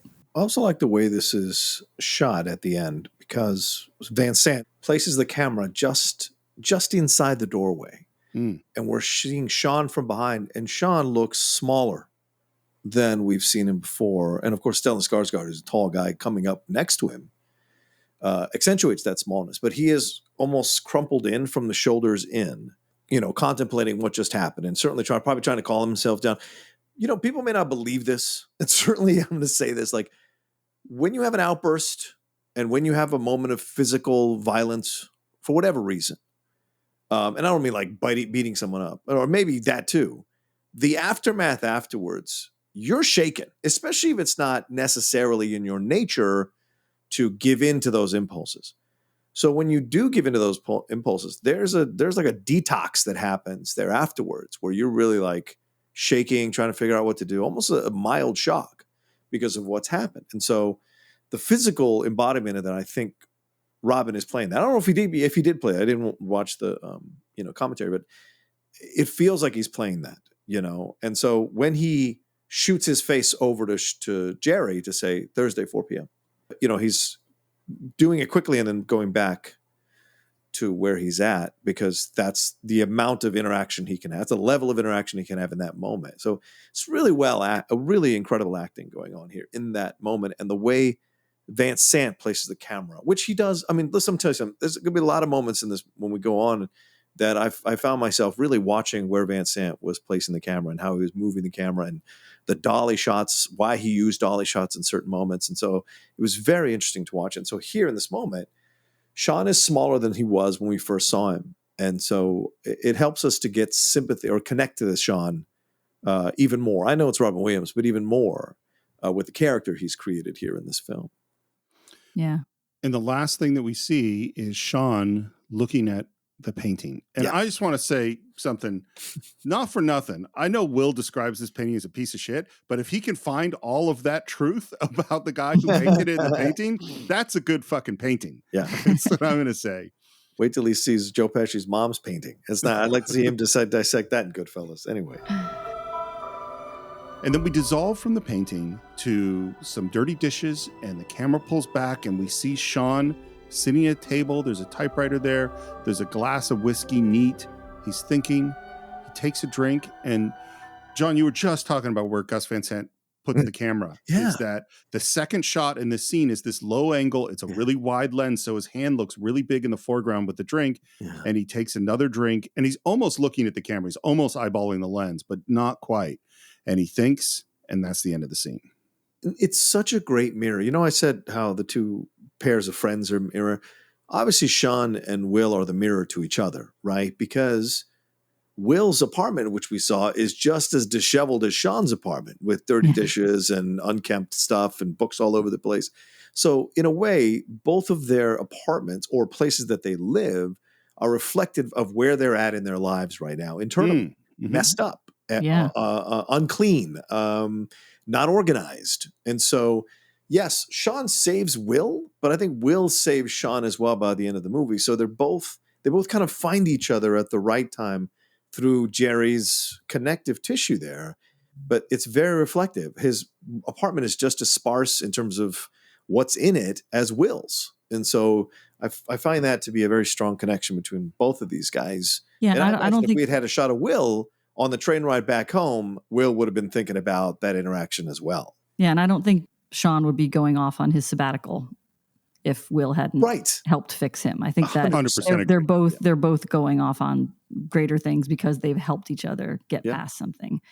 It's interesting in the shot in Sean's apartment. I'm pretty sure, if I remember correctly, when the first shot of the dirty dishes, at the top of the pile of the dirty dishes is an empty, I believe it's Bushmills bottle, which is then what he is drinking. Bushmills is the right choice of whiskey. Yeah, I purposefully looked it up because I was like, I'm pretty sure that's Bushmills, and that is exactly what he should be drinking in this moment. So, props to the prop department, to the set deck, whoever was making that. But so you really get a sense that the pain, that he's really trying to drink away the pain of the loss of his wife, and you really you get the sense that he is much more pulled together in his professional life than he is in his home life. And this is that one sort of peek into that.